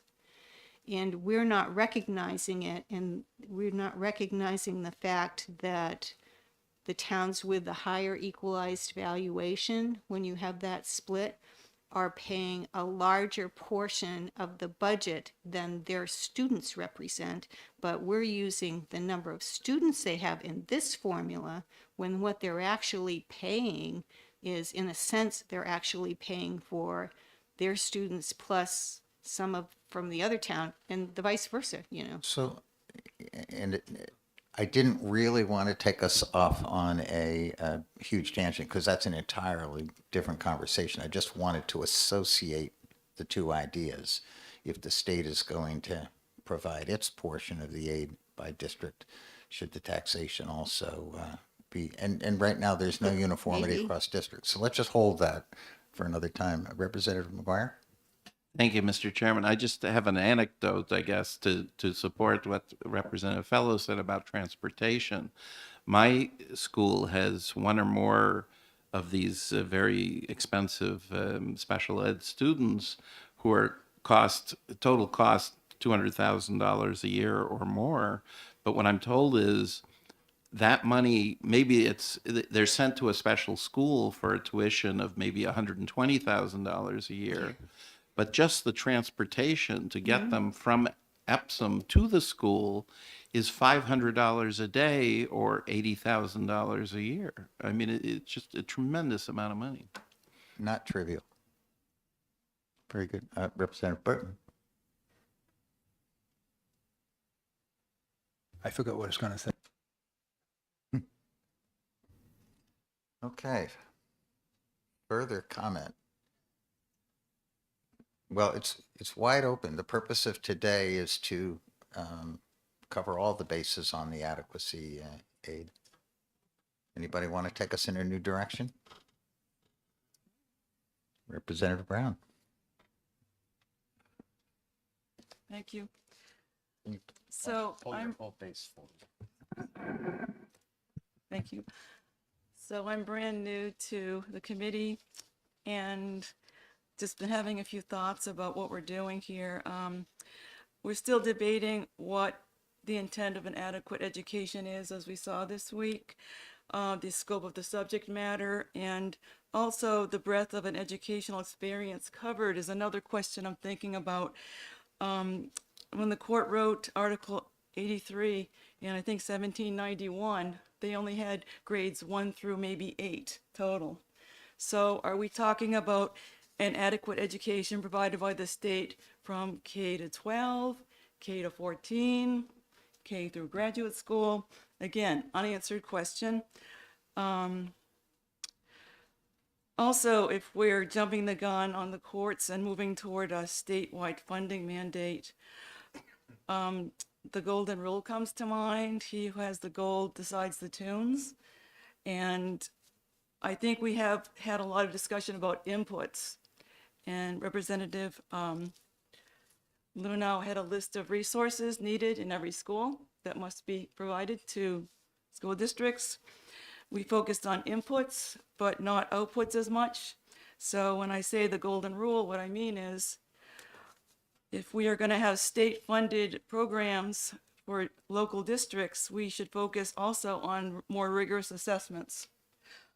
I think local schools do have, some interesting ideas for performance-based assessments, but I think actual rigorous testing is an important part of assessments, and we should probably revisit a list of such tests that we might have districts use when they assess student performance. And getting back to the bills, anyway. The bills I like so far, since I don't want to jump the gun on the courts, is I like 563, which does raise base adequacy for some of the categories. The special ed category is the one with the 3 categories, A, B, and C. But I think those are not really useful categories, because if a student's in a classroom 80% of the time, that 20% they're not in a classroom could be a very expensive but needed service. So saying they deserve a smaller percentage or smaller amount may not work with those time frames, classroom time. So I think we should probably just change the special ed amount from 2,100 to something higher. And then I also like 717, moving the threshold lower to 3 times and from 3.5. And I also like 773, which which requires that we compensate or reimburse at least 85% or more for catastrophic aid. So those are my thoughts for now, and I've been interested in hearing whatever anyone has to add to that. I really appreciate all your knowledge. Thank you. Representative Burton. I just remembered what I was going to say, and not necessarily in response to you. In the Augenblick formula, I did the research on the special ed factor. In other words, we had factors times different situations, and it was 1.5, I believe, Doug, that we put in the formula for any coded students in the school. But then we invented CAT aid for those really expensive cases. I think that's the way it worked, so that they would get extra aid from the state for those particular cases. So now 1.5 is probably low these days, The but 1.5 was what? if you had 20 coded students, you got 1.5 of the average cost. And we had computed an average cost, I believe, that we used in the formula to determine how much changed. And the formula is based on values and assessed values of the town based on a lot of things. But that's the way we dealt with special aid when we were doing that formula. And it seemed to, and again, that passed the House and the Senate. Well, perhaps it'd be worth digging that up and putting it in front of us.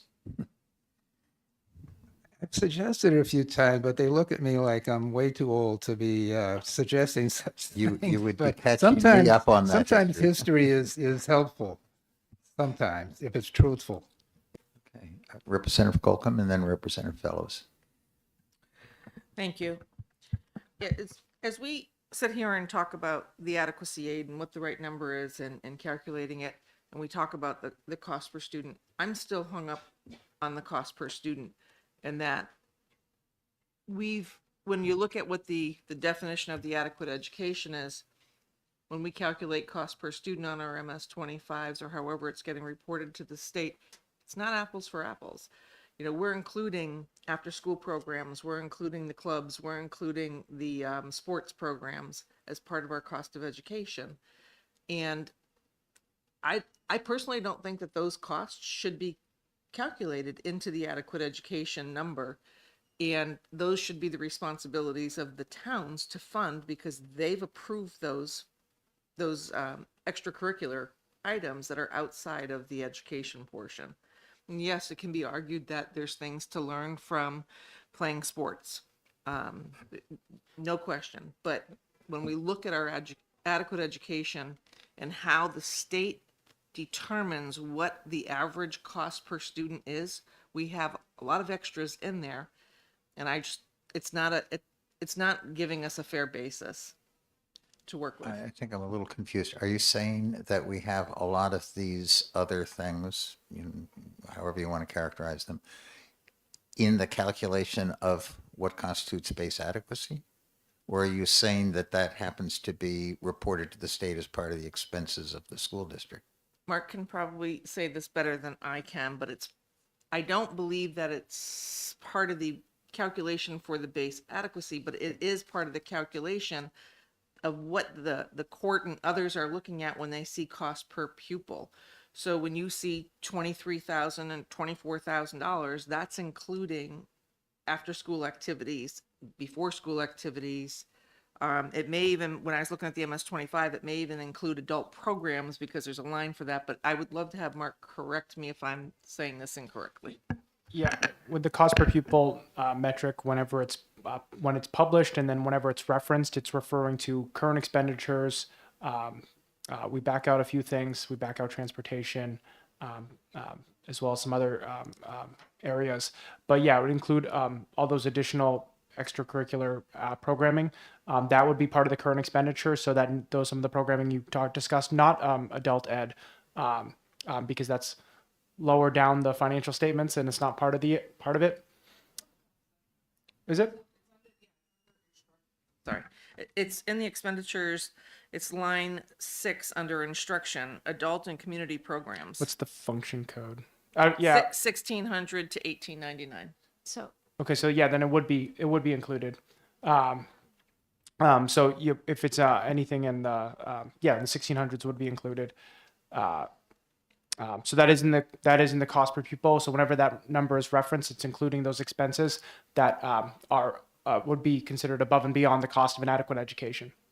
Above and beyond, or it's included in our cost per pupil calculation? There's expenditures in the cost per pupil that would be above and beyond what statute says is the cost of an adequate education. That's correct. Thank you. And that would have been my answer as well. So they don't factor into the determination of cost of an adequate education. If I may. It is coming in my opinion, based on the lawsuits, it is coming into the conversation that the districts are saying it costs us $23,000 per pupil and we're not getting enough money. So when they're saying we have to spend $23,000 per pupil and you're only giving us $4,000 or $6,000 or whatever the number is going to be, you're not giving us enough. It's because this is weighted higher with things that are outside the adequate education requirement. Okay. I think you're getting to the underlying argument about whether the amount that we're appropriating to cover the cost of inadequate education is enough. And everybody's got their own opinion about that. But the question for us is, what are we going to bake into it? So Yes, just- Representative Bricky, I think, was next.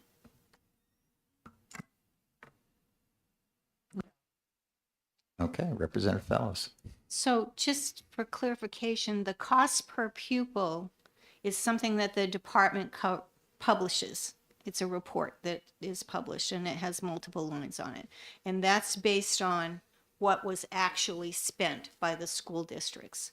But the court, when they're talking about what is a adequate, what does it cost for an adequate education, they weren't using that number. I think, didn't the Conval price out the adequate part of it, and it wasn't just the.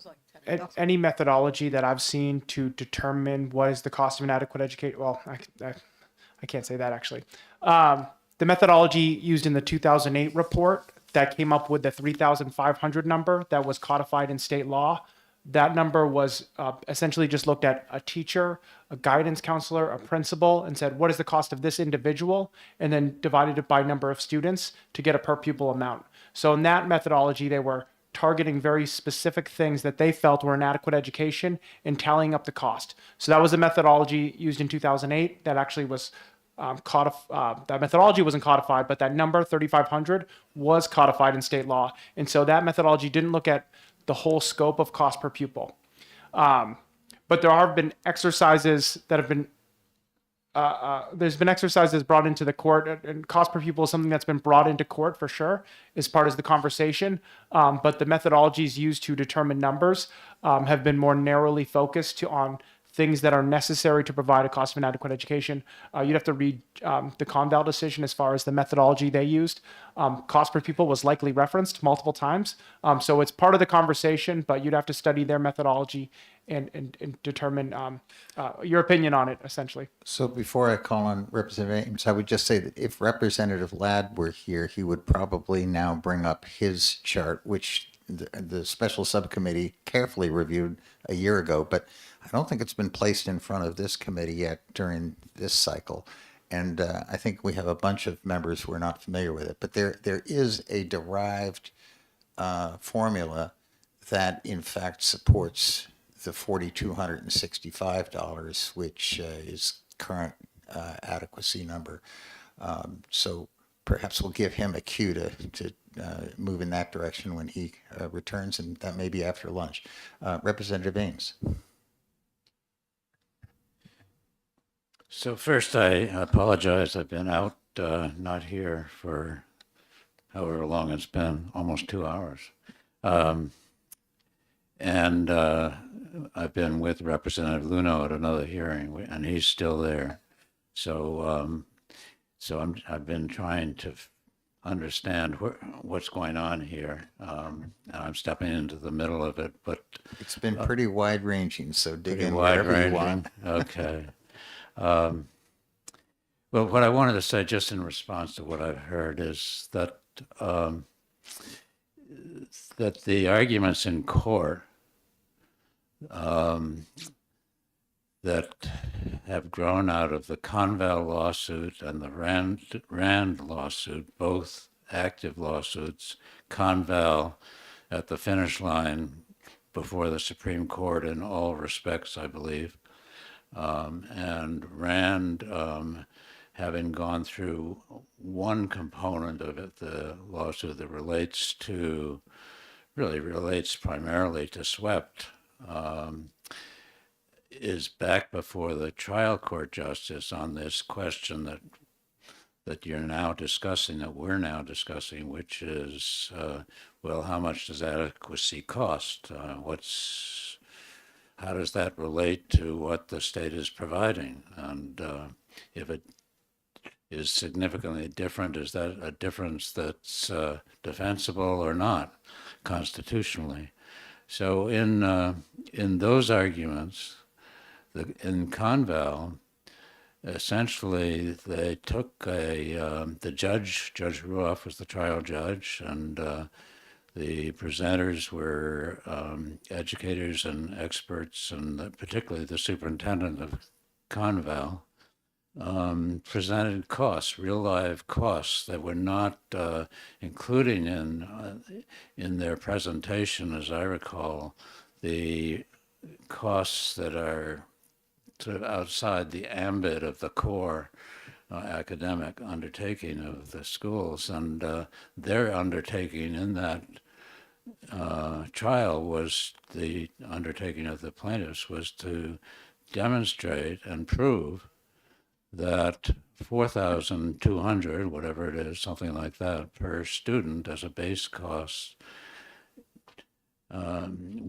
wasn't enough to provide the fundamentals of an adequate education as it's defined in the statute. And they did not use the per pupil number that's published that you can get at by looking at the total budget and dividing by the numbers of kids, and that total budget is going to include activities that in this exercise were not being included, and they come out very differently.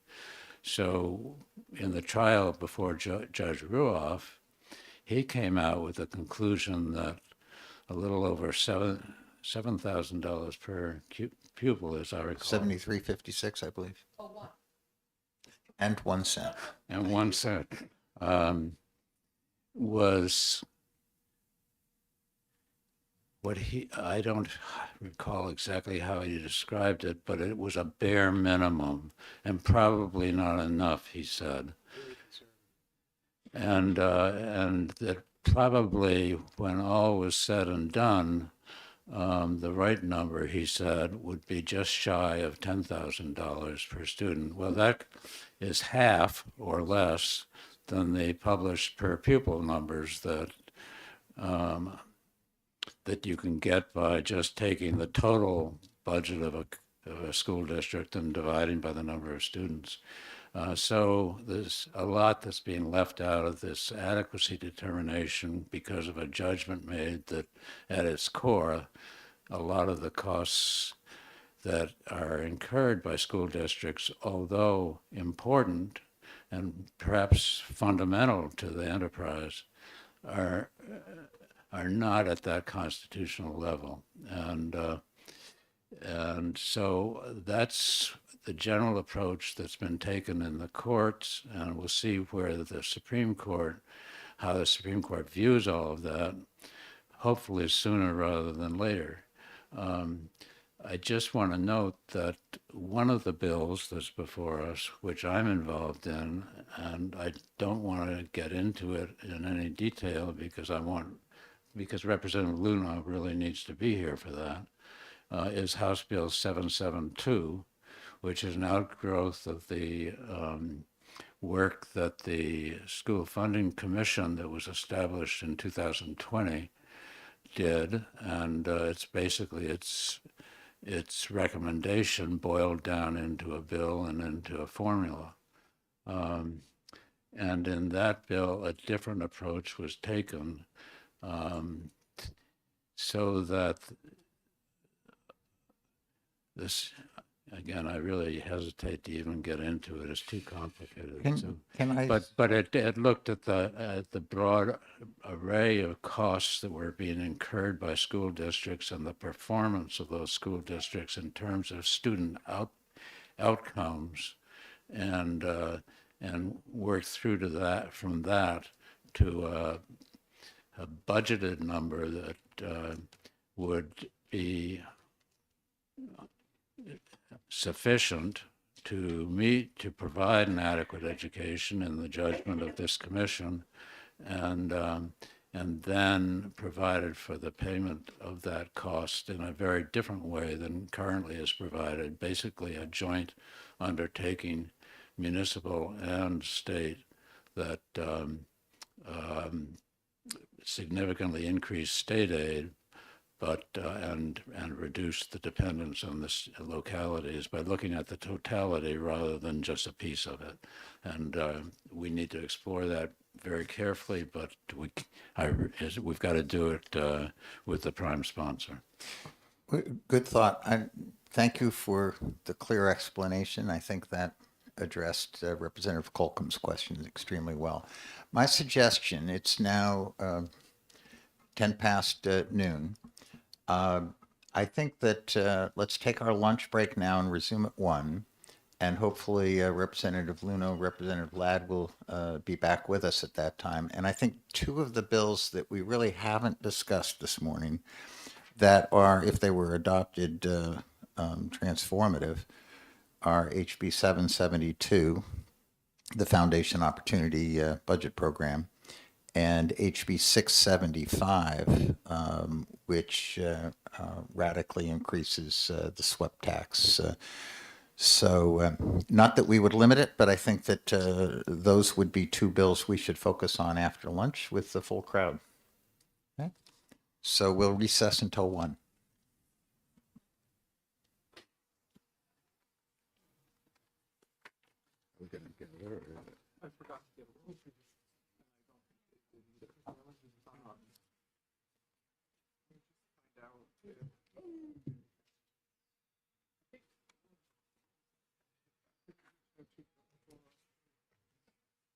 You know, I'm just gonna run upstairs to see before Korea is available.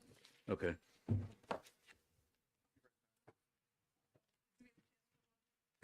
Yes, I just sent you a text. Oh, send it to Rick, it's fine. Should I add something else? Okay, no.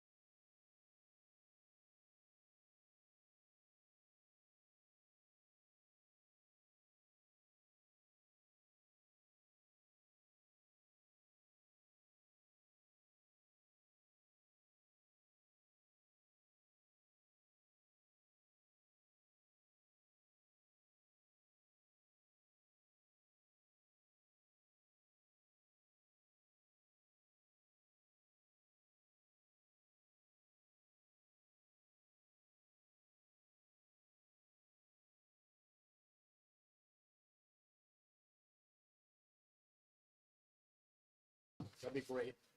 Barring that, a PDF would be next, but this is useless to me.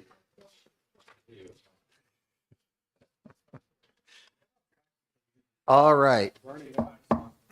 I'm going to call our work session back into order. And I believe we have virtually all the committee with us. Representative McGuire and Representative Ladd will rejoin us when they can.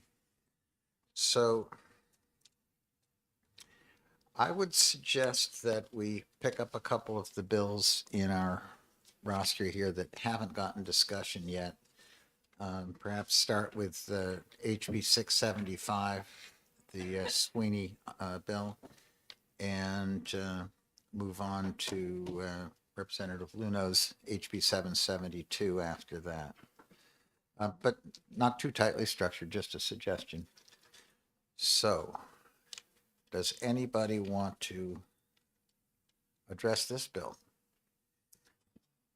And for some reason, I've misplaced my copy, but this is the bill that dramatically increases the SWEPT and then provides base adequacy at the level of Judge Ruoff's opinion in the Conval case.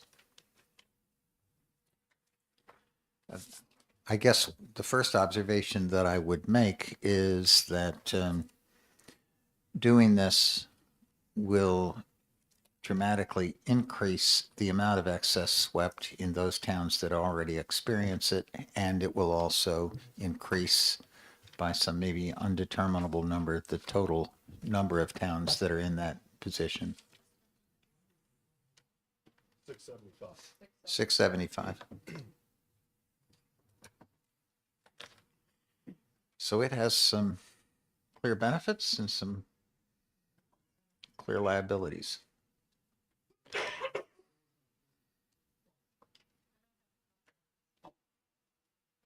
So, Mr. Chair. Yes, Representative Luno. Thank you So for kicking this off.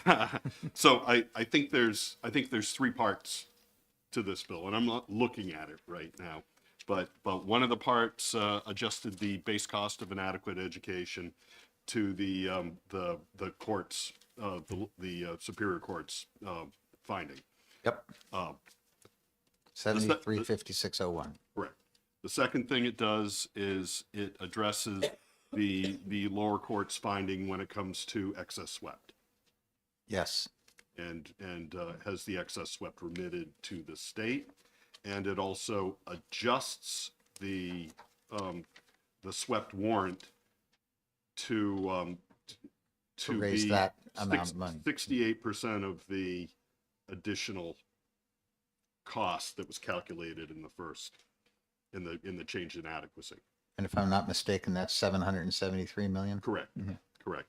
And then the third thing it does is impose a budget cap on local school districts, along with some sort of override, 2/3 or 3/5 override. And a budget cap is distinct from a tax cap. Correct. So I think that's the summary of Yes, thank you. That 675. is a good summary.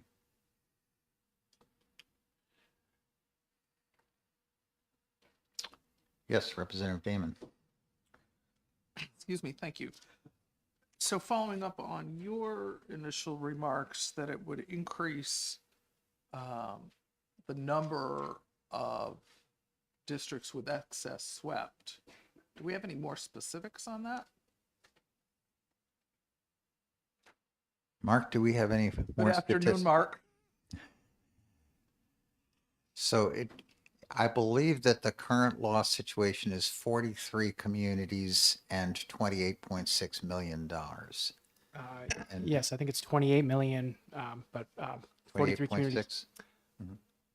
Or is it 26 or 28? No, numbers They're are talking floating around. 28. 28, I think. I have a draft fiscal note on this. It has not finished the review process internally. So, or maybe it has and it went to the LBA. So you don't have a fiscal note in front of you. But I have been looking at doing analysis. I think the number is maybe 57 towns would become excess swept. So 10 towns or so would be added added to the list. The excess swept would increase. The way to think about when you increase base and when you increase swept, you're increasing base on a per student basis. So when you increase base adequacy, that's based on how many students you have. If you have more students, you get more money because it's per student amount. When you're increasing swept, it's based on your share of the state's property values.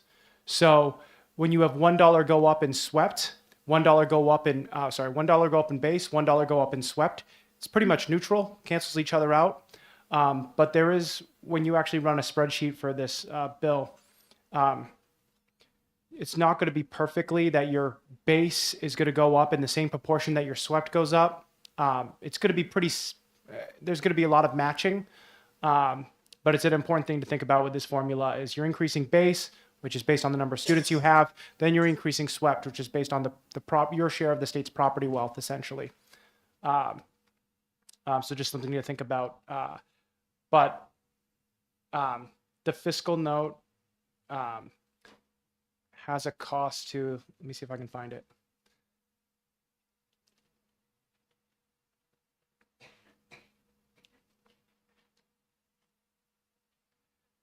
Yeah, my number here is 55 excess swept towns. So that's getting about 10 towns are added to the mix.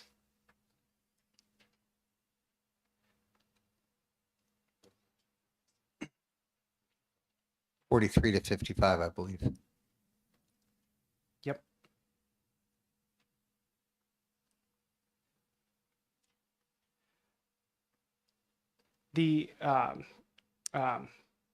The impact to adequacy. So you're increasing you're increasing base, which is increasing your cost, but you're also increasing swept at the same time.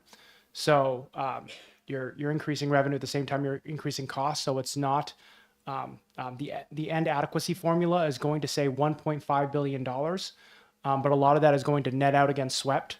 So sorry, I'm a little unprepared. I got to find my draft fiscal note. So, Mr. Chair, Yes, Mr. the dollar increase to base would only apply to the number of students in that municipality, in that city or town. You only get base for the ADMR for kids. Yes. For the ADMR. So the dollar increase to swept applies to every taxable piece of property in the town. So there's obviously from cities and towns across the state, you're not going to have a one-to-one correlation or even a uniform ratio between the number of taxable properties and the number of students. I think I follow you. Yeah, I'm just saying that you know, a dollar increase in swept and a dollar increase in base are two different things. Understood. So, I mean, the way that I understand that the figures in the bill have been derived are first to take the base adequacy per pupil as dictated in the court decision, Right. and then determine from that how much swept would have to be raised to cover it, even though it's got all the variances you just described. Right. But I think also a thing that Mark was talking about, and you and I have talked about it before too, because I think it's particularly evident in the town in Charlestown, the town where you live, because I think Charlestown saw an increase in valuation that was disproportionately higher than the average increase in valuation across the state. I think that might be true. I'm not totally certain of it. But I mean, we that would be something that, you know, if looking at changes in swept, that may be something that this committee wants to at least take a look at. You know, because just like what Mark said,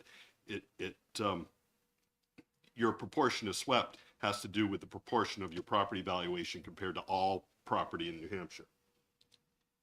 It's just a feature of this type of formula, which is pretty much our current formula, just added additional boost to it. But just something that something to conceptually think about. I'm already getting since I have a draft fiscal note and the LBA has not reviewed it, Mickey's already sending me Teams messages saying he has different numbers slightly. So we haven't, I don't want to speak too much about numbers until I have a chance for Mickey to review them. But I can speak conceptually about some of the components of the bill. Mr. Chair. Okay. So with those, now I don't suppose that this is in the fiscal note, but can you model what that would look like by town across the state? Yeah, I built a draft fiscal note that has a town by town that will make its way to the LBA, and Mickey will see if he gets the same result essentially.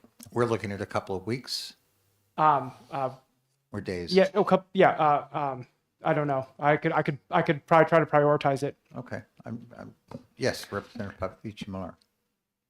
I just wanted to clarify that based on the way LBA worked in the past, we're talking days, not weeks, because it would be a rough estimate, right? It wouldn't be, fine-tuned to every little thing, but it's what we need to just have an idea of what the, changes would be.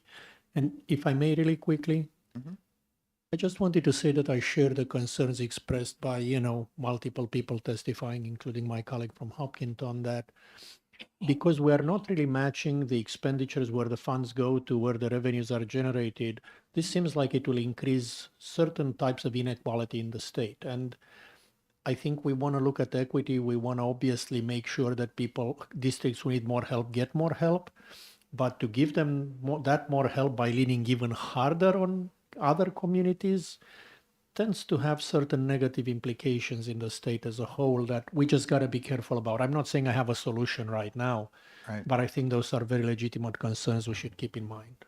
Well, I think that the real estate tax is a particularly uncomfortable source to use for redistribution purposes, and that's part of the obstacle in this approach.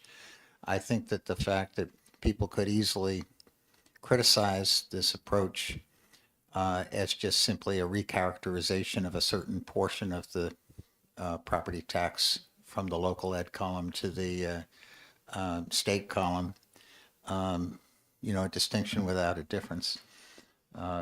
And it does nothing to alleviate the burden on those towns that are under duress. Representative Ames. Well, I agree. SWEP can easily be mischaracterized and identified in a way that's really not in keeping with the nature of the tax. If we take it as a state tax, it's not a tax on the community, it's a tax on pieces of property around the state. And then because of the way in which this particular tax has been collected, it's collected locally by municipalities, and because of the way it factors into the payment of educational costs, or it has factored into the payment of educational costs, it becomes attributed to the community. The community is paying more or less as the tax rate goes up and as property values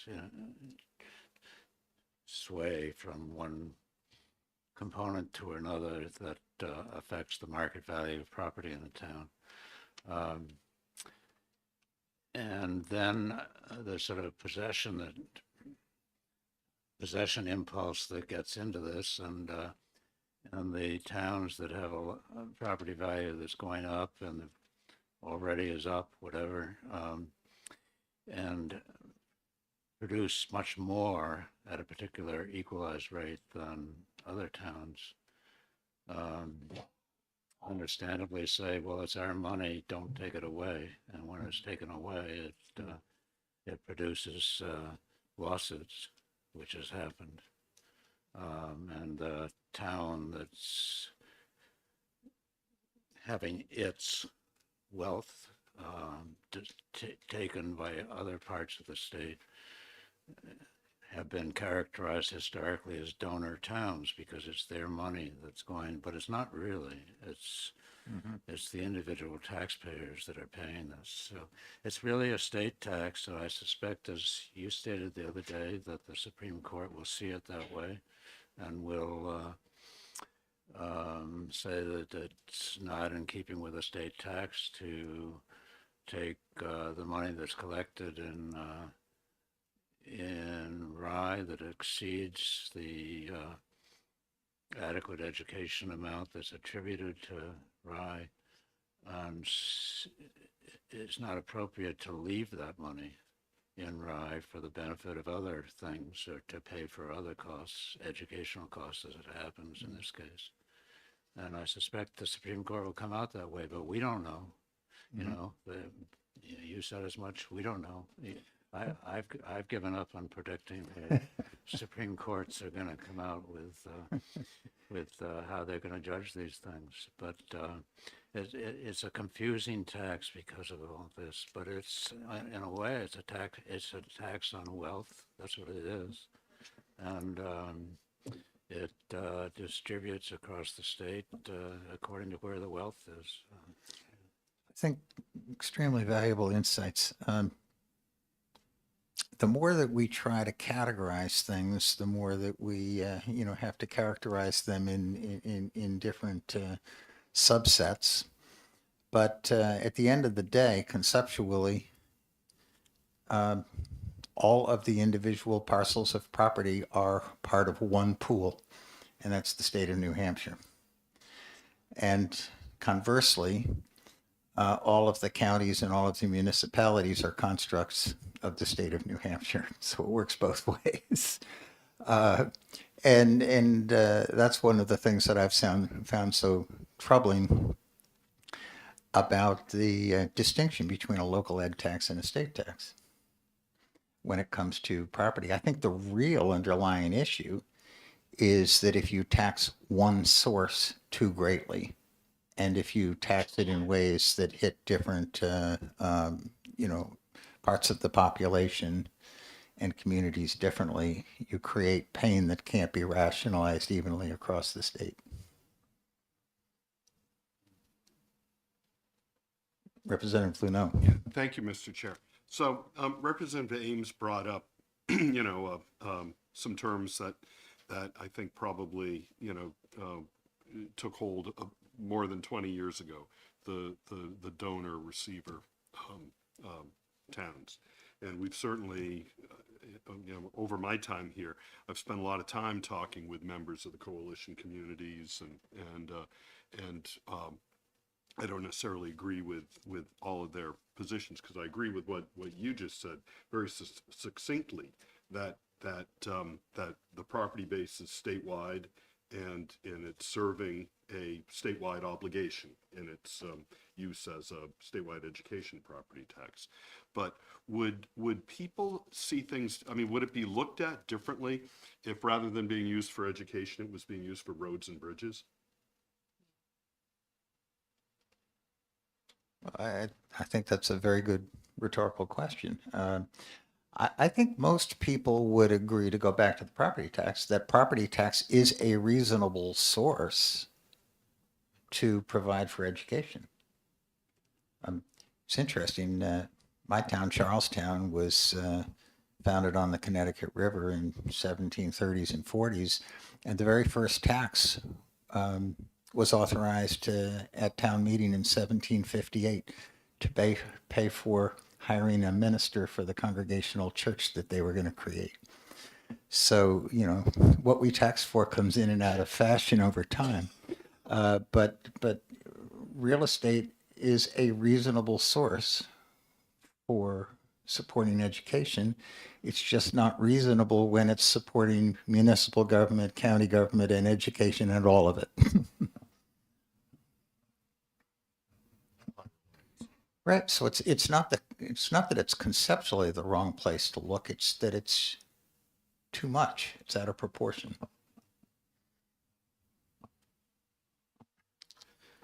It's too much, yes. I think that The other feature that creeps in is that the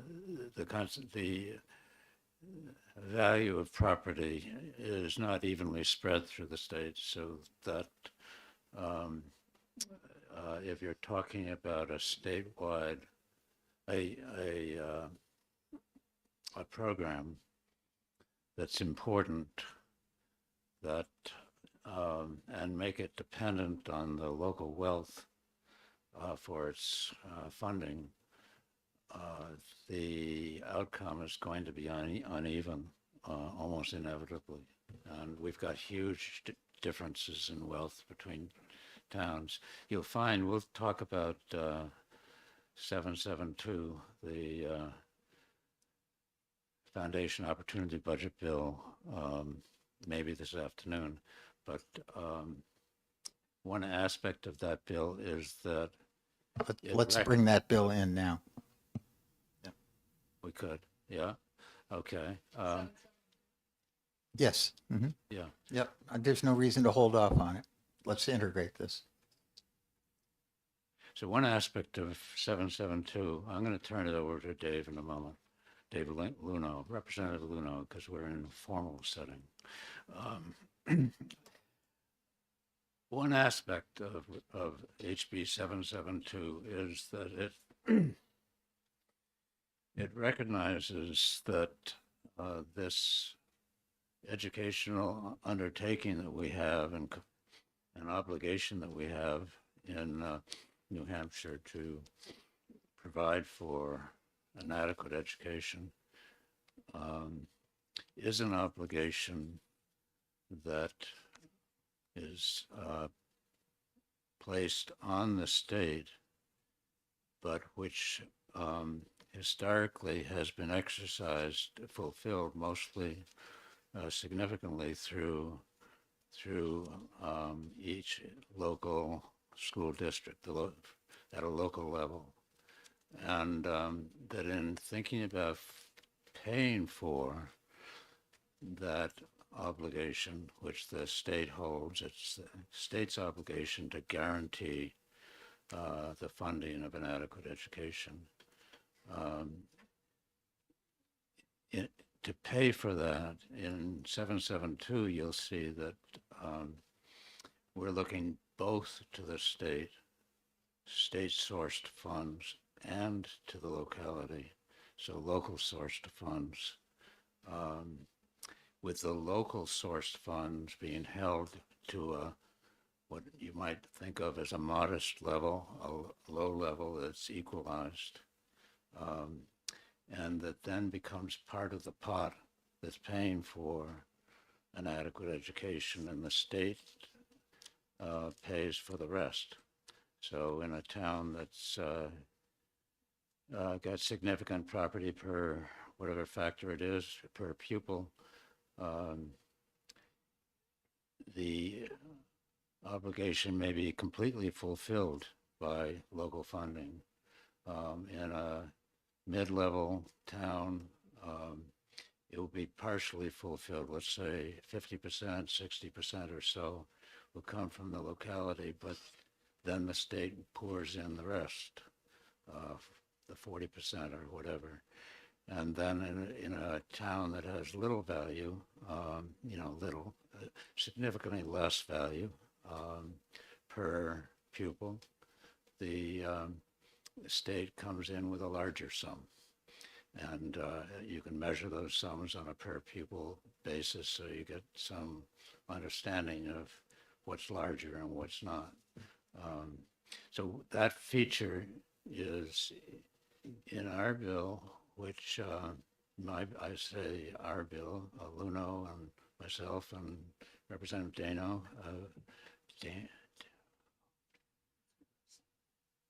Damon.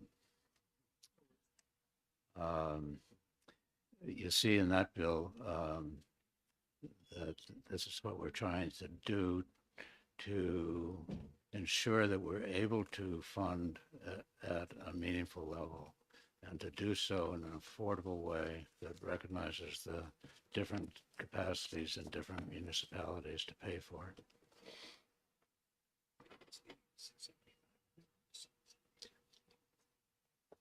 continue running and look at myself.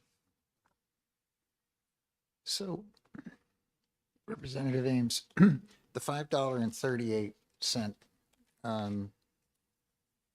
per thousand value foundation opportunity is basically an analog to a SWEPT, but conceptually it's we start here and then we supplement above that. I suppose that's one way of putting it. Yeah, and it's looking across the state, and there are municipalities that tax at a lower level, $2, $3, that have very significant, much greater property wealth than most towns. And with that $2 rate, they raise more than enough to meet not only adequacy aid, but a much higher level of spending on their communities. So there are many, 30, 40 communities that are at that low level, below the number that you just referenced. But if you look across the state, apart from those municipalities that can fully pay for adequacy plus, with a low rate lower than that number, practically every other, maybe with a couple of exceptions, municipality is at or above that number of $5.38. So there's no increase in tax. It's recognizing effort that's already being made and recognizing it at an equalized and uniform level, and then building off of that. Maybe Representative Luna could. Yeah, pick up I would on just this. want to. Representative Luna. Couple of points. Thank you very much, Mr. Chair. So, couple of points really important to 772's local share, which is the first dollars in towards your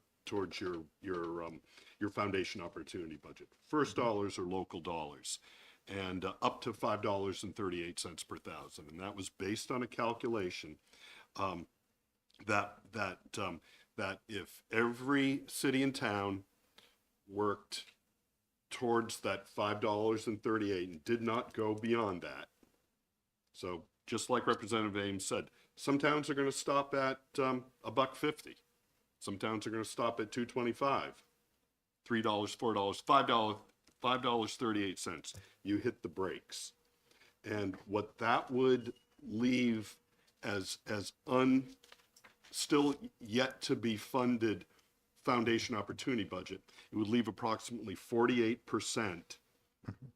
statewide total. Some of the budgets have already been fully funded at $2.50 per thousand, up to $5.38. Hit the brakes, and it would leave a remaining state share of about 47%, 48%. I think we've got 48% in the text of the bill. So if we look at page 10 of HB 772 in Roman numeral 2, I think what you're describing is that the foundation opportunity budget local share is the lesser of $5.38 per thousand. That's why you said up to, right? Or 90% of the municipality's adjusted annual foundation opportunity budget share. And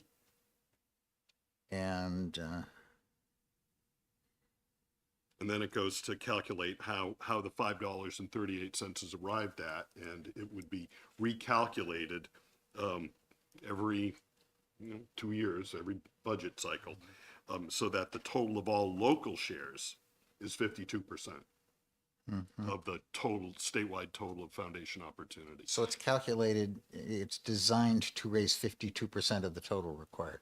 Correct. Because if we stuck with a fixed number like $5.38, as soon as the valuation jumps up by another 30%, It's obsolete every yeah, budget it's cycle. obsolete every yeah. So that's where that's calculated, and 52% is right around the national average, I think. So from a fiscal policy standpoint, that would move New Hampshire from being at the bottom of the list in terms of state share. So if we're just talking state share now, because that's our perspective here. And I forgot where we're at, 30-ish%. 30-ish%, moving that up to 47 or 48% puts us right in the mix, the sweet spot, you know, nationally from a fiscal policy perspective, and it doesn't lock us into to a number like $5.30. I mean, $5.30 was calculated based on our most recent valuations. It doesn't lock us into to that down the road. The other thing that's a point that's really important to make is while it shares some of the same purpose as our current SWEPT, meaning it knocks the first dollars off the budget, it is in no means a state tax. The only thing uniform about it is it doesn't go higher than $5.38. But like Representative Ames said, for approximately 50-ish towns, it's going to be less than that. And so there's nothing pretending, it's not pretending to be a state tax. It's nothing like a state tax. That said, 772 does not get rid of the statewide education property tax either. So it does reform it based on the lower court order that it behaved like a state tax, and that cities and towns do not get to retain excess over and above the cost of an adequate education. And in fact, the way 772 works is they collect the SWEP locally, and the SWEP does change, still $363 million. They collect it locally, and they send all of it up to the Treasury. So you can't even do some of the things that like have, you know, negative tax rates and things like that some very small towns do. And these are towns that, you know, are large townships, yeah, largely, very few, very low population, maybe no students at all. So it's, just want to clarify that, and then I'll come to Representative Burton. On page 18, we still have the statewide education property tax. And I'm not sure I've processed all this, but basically the Foundation Opportunity Budget local share up to $5.38 per thousand plus the SWEPT would both be mandated by this law on the property tax, right? Mm-hmm. Okay, Representative Burton. Yeah, I know you weren't here this morning for the conversation, but I'm wondering how you account for Rep. McGuire's problem when two $200,000 IEPs arrive in a poor town. How would they, because that's what many towns are concerned about. How is that accounted for in this bill?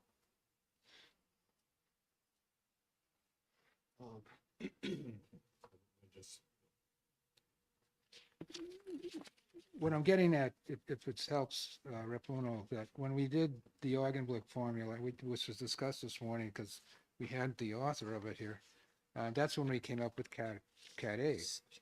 That I think we set up, if an IEP was over 50,000 or something like that, this is 1986, 87, then the state would take care of it like every other free country does. Yeah, I think that, so now I'm hearing your question.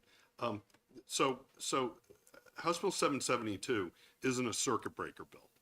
So it's about a school funding formula that works, that is fair, that is uniform for everybody. Everybody follows the same formula.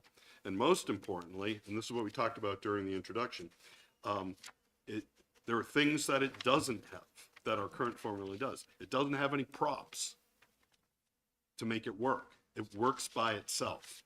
And so it doesn't have a hold harmless, it doesn't have a built-in stabilization, it doesn't have a extraordinary needs grant component, because our current formula has an extraordinary needs grant because the formula by itself doesn't work for places like Manchester. I guess like just a question Yeah, is, if so- we might have to consider a circuit breaker program of some kind. Absolutely, Okay. This absolutely. isn't the whole Yeah, picture. yeah. Okay, thank you. Yeah, I think that's the important point, that this formula does not displace the high-cost special needs placement funding that's separately required because its incidence is not predictable and it's not spread in a way that other costs are spread. So this addresses general education and not the special needs. That's your point, right? No? No, it definitely addresses special needs. And when you take a look at how the formula gets built out, let's see if I can find it. On page 7.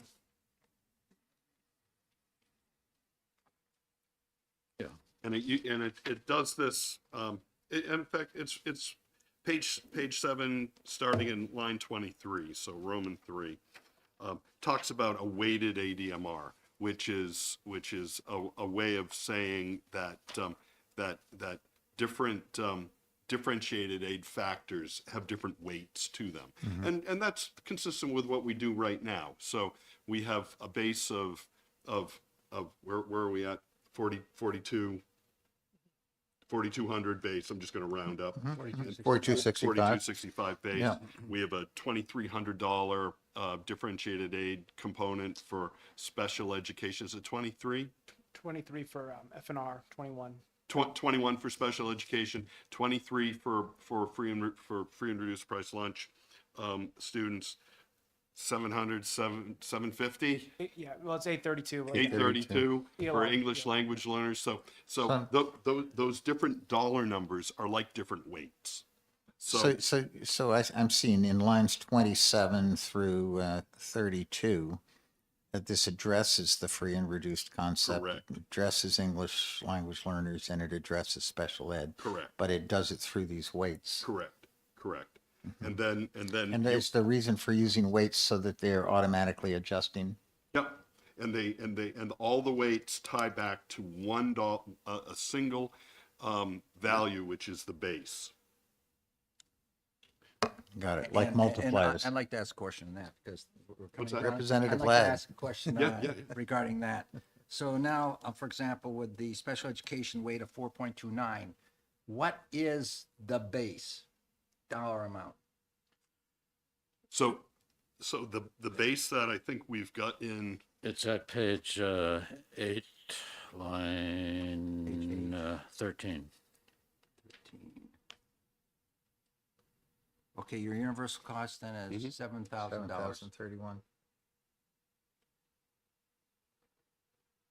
and so another thing to keep in mind here, what we're seeing on page 7, going on to the top of page 8, is the construction of the foundation opportunity budget amount. And so this is the amount for a school district to educate all of its, provide an opportunity for an adequate education, to educate all of its students to a statewide outcome, which is a strong outcome in New Hampshire.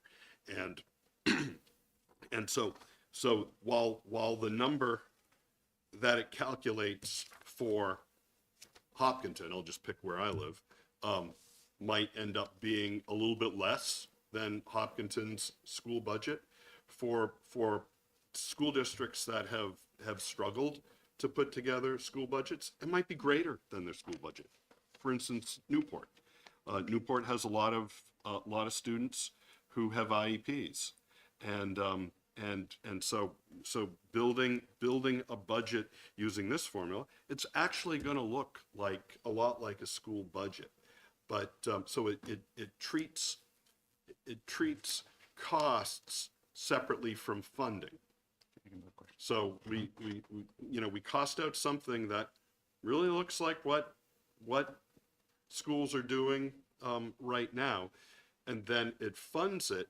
It doesn't fund every dollar of those costs with state dollars.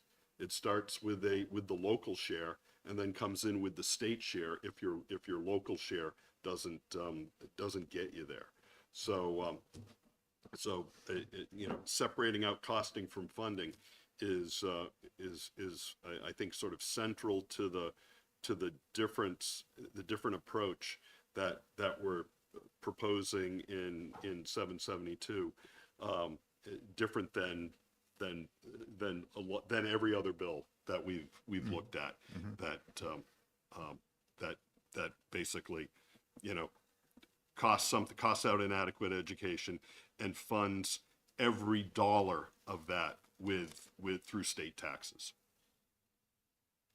Representative Land? Yeah, staying on this then, and looking at the weights for these various categories, and if we have a weight of 4.29 here or another weight of 2.2, are these weights interrelated? So if I subtract a 0.29 from one, I'm going to have to add another 0.29 to another? No, because the number of kids are different.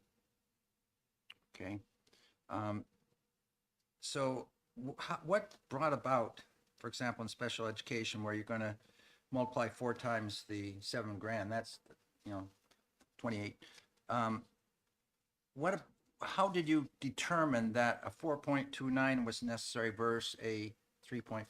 Well, you were with us. I know it. I was there, and I wasn't buying into it either. So, well, we did work with so this was during the 2020 School Funding Commission, and we contracted with the American Institutes for Research, who have experts both in school policy and school funding policy, and what they were able to do is take a look at what every one of our school districts has been doing, by virtue of looking at the MS-25, the DOE 25, and how money was being spent in each of those districts. They were able to isolate any spending that, and I'll just use the term, didn't move the needle very much in terms of student outcomes. So they were able to discount for that. And then they were able to calculate these weights based on how many students in a district had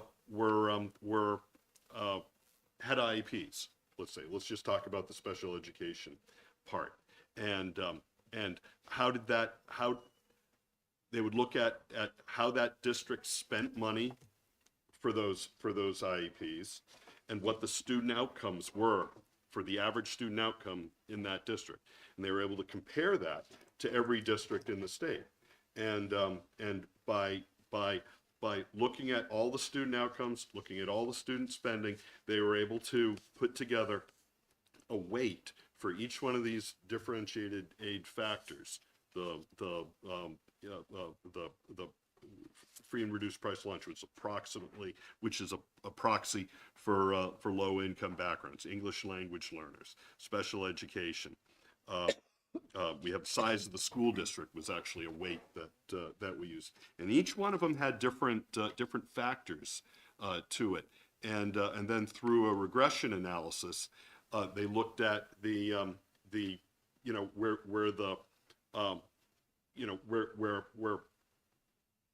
where each district's calculated foundation opportunity budget would be. So they calculated a foundation opportunity budget for each school district, and then drew a best line through all of those. So some are going to be bigger, some are going to be smaller. Drew a best line that fit to give you these weights. So it's not perfect. It's not perfect, but with a high degree of correlation, correlates to getting you to the budget you need. So to somebody who's not really been inside that process or involved with the mathematics of the regression analysis, this does look a little bit black box like, throw it in, churn the gears, and we'll tell you the number later. Representative. Regression puts me into regression and depression. My question though is that when you mentioned those categories, how do you account for a student who is on an IEP but also low income and also this? Did they did they fractionalize No, those students somehow? They're not fractionalized. That student would be counted in each one of those categories. And that's where the student-specific characteristics come into play. Because it requires the same amount of effort for each one of those categories they might be in. Or different, yeah, I mean, a different depending upon what the categories are. But I also want to address the black box comment too. So a single student could trigger several of the allowances. Absolutely, as they would do in our current funding formula. Sure. Thank you. But you know, so finger in the air. Where did $2,300 come from for free and reduced price lunch students? Finger in the air. Where did $2,100 come from special education?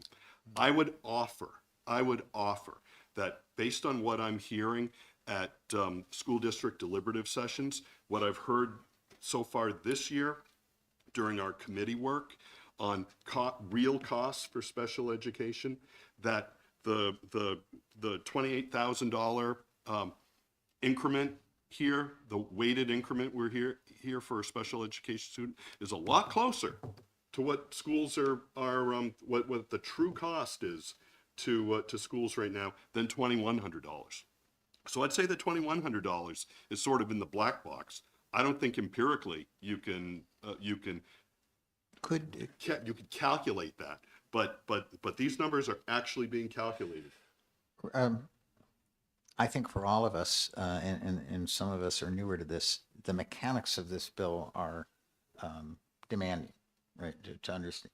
But fundamentally, what you've been describing here with these weights is not the determination of the state's aid itself.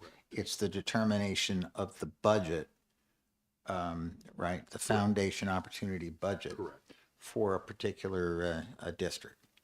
So if we just accept these mechanics, once we've established the budget, now take the funding process the next couple of steps and describe for everybody the mechanics of how this plays out. Sure. So once every district, once the Department of Education has calculated the foundation opportunity budget for every district based on using these weights applied to the number of students that fall into each of these categories, get you a total number for each school district, the first dollars to fund that budget come from the local share. So this is Let me interrupt. Go ahead. Yeah, one intermediate step that we're skipping over. A little closer to the I'm mic. sorry. One intermediate step that we're skipping over in moving from the budget, the foundation opportunity budget number, to the pay for side that you're starting to talk about. No, I'm not talking about the pay. I'm talking about I'm Local talking about the local share. Yeah, which is paying for it. Yeah. Okay. In the bill, we have a further factor applied to that foundation opportunity budget that's been developed through the application of the weights and the numbers of pupils. The bill reduces the foundation opportunity budget number by 10%. It's called an efficiency factor. It's basically a policy determination that we don't want to be too high. We want to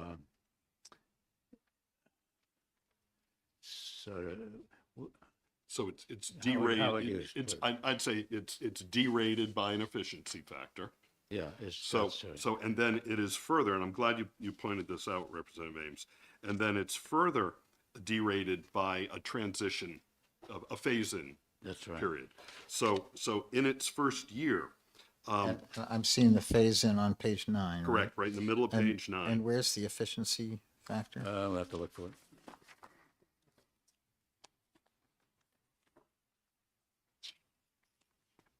Efficiency factor. Universal efficiency, page 8, line 14. There you go. Okay, thank you. Shall mean 90%. Yep. And then that would get multiplied again by 0.86 in the So first this year. is an adjustment to the calculated opportunity budget. Correct. Okay. And so that will then, starting with the calculated foundation opportunity budget from all the weights, discounted by the efficiency, 90%, so further discounted by a phase-in period, gets you an adjusted foundation opportunity budget. I think I got the terms right. And now you start to figure out how to fund that adjusted foundation opportunity budget. Just to interject, I guess one other feature that we didn't specifically discuss yet is there's also a factor that adjusts based on the size of the student population in a given district. That's the school size, correct, yep. Yeah, I did mention that quickly, but you're right. That's something that's not currently in our formula, but we have that information. It's a piece of information the department has for every school district. Can I ask a question? Yes, Representative When Burton. I read this whole thing and finally started to understand it when I came out of regression, was that what does it do to the role of the local school board, who traditionally have to deal with a budget? It looks like it would be helpful because it would tell them what their budget might be. Now, if a town wants to go above this, they could, but it may take some of the steam out of those budget discussions. It definitely could. I mean, it could put school boards in a position where they need to justify why their budget is different than the foundation opportunity And budget. that's a big deal. But fundamentally, and no, you hit on something really important here, Representative Burton, that this whole exercise here ultimately takes you to the calculation of a state grant. And that's, at the end of the day, that's what the school board needs to know. And that's what the voters in town need to know, because it's the combination of the school grant plus what plus whatever's needed to hit your school board's budget. Ultimately, the school district voters can vote to fund anything they want to. Yeah. Sky's the limit.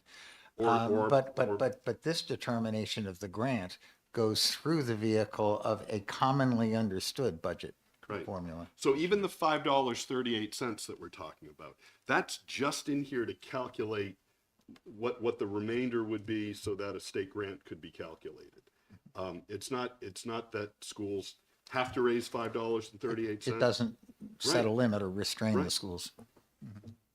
No, that's correct. So we've now talked about the costing portion. The funding portion is that up to $5.38 to hit this adjusted foundation opportunity budget. If you're there, great, you're there. If you're not there, the state comes in with state funds and Some other source and other- makes up the difference. and get you to the foundation opportunity, not a dollar more than that, just to the foundation opportunity budget. And if you're, just like what Representative Spilsbury said, if your school district has decided to spend more, then that's on you. The state's not going to get you to that higher number. That's on the voters of the district. So of course, this bill also does not address what sources the state may look to make up the difference. That's Right? Yeah, And just not within the ambit of this bill. it does make changes to the mechanics behind the statewide education property tax. So there's no retained discounts or excess or anything like that. And it doesn't change any other taxes. It does, however, make a substantial change to the low and moderate income property tax relief program, and I would turn that over to Representative Ames to talk about, because that's also contained separately in a bill parallel to this. Before you leave that point, would it also be possible if we ran these numbers through a state model, we could predict how much the state would have to kick in, right? Correct. And you could also by every city and town, take a look at how the foundation opportunity budgets compare to, let's say, what they voted in last year as a school budget. And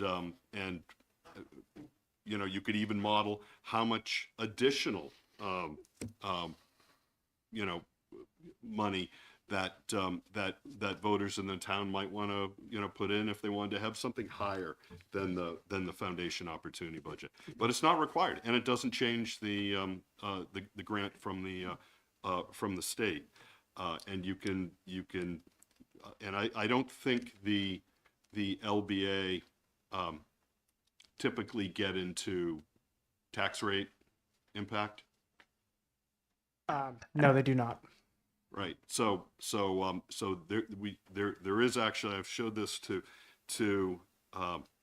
showed it to somebody recently, but in the body material that the School Funding Commission created, we also have a funding simulator on there. It's obviously it's based on 2020, 2019 and 2020 data, but and it's hosted at the website managed by the Carsey School, and it's basically it's an Excel model, and you can type in whatever numbers you want, and you can see the impact on your local tax rate based on 2020 dollars and 2020 valuations. So, but you know, assuming proportions might carry through, you can see how that would be relevant to your cities and towns. As a representative of relatively property poor towns, if I was looking for how that's handled in this bill, basically it's the idea that the foundation contribution is limited to $5.38. And if your town's valuation, your grand list is relatively small, your $5.38 per thousand value only pulls so much weight. And that's where the state steps in above that. So That's exactly right. the gap is greater. Correct. There's one other feature that we haven't mentioned in this, just to make it a little more complicated.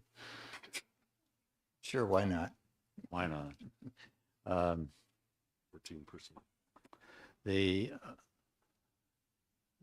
property,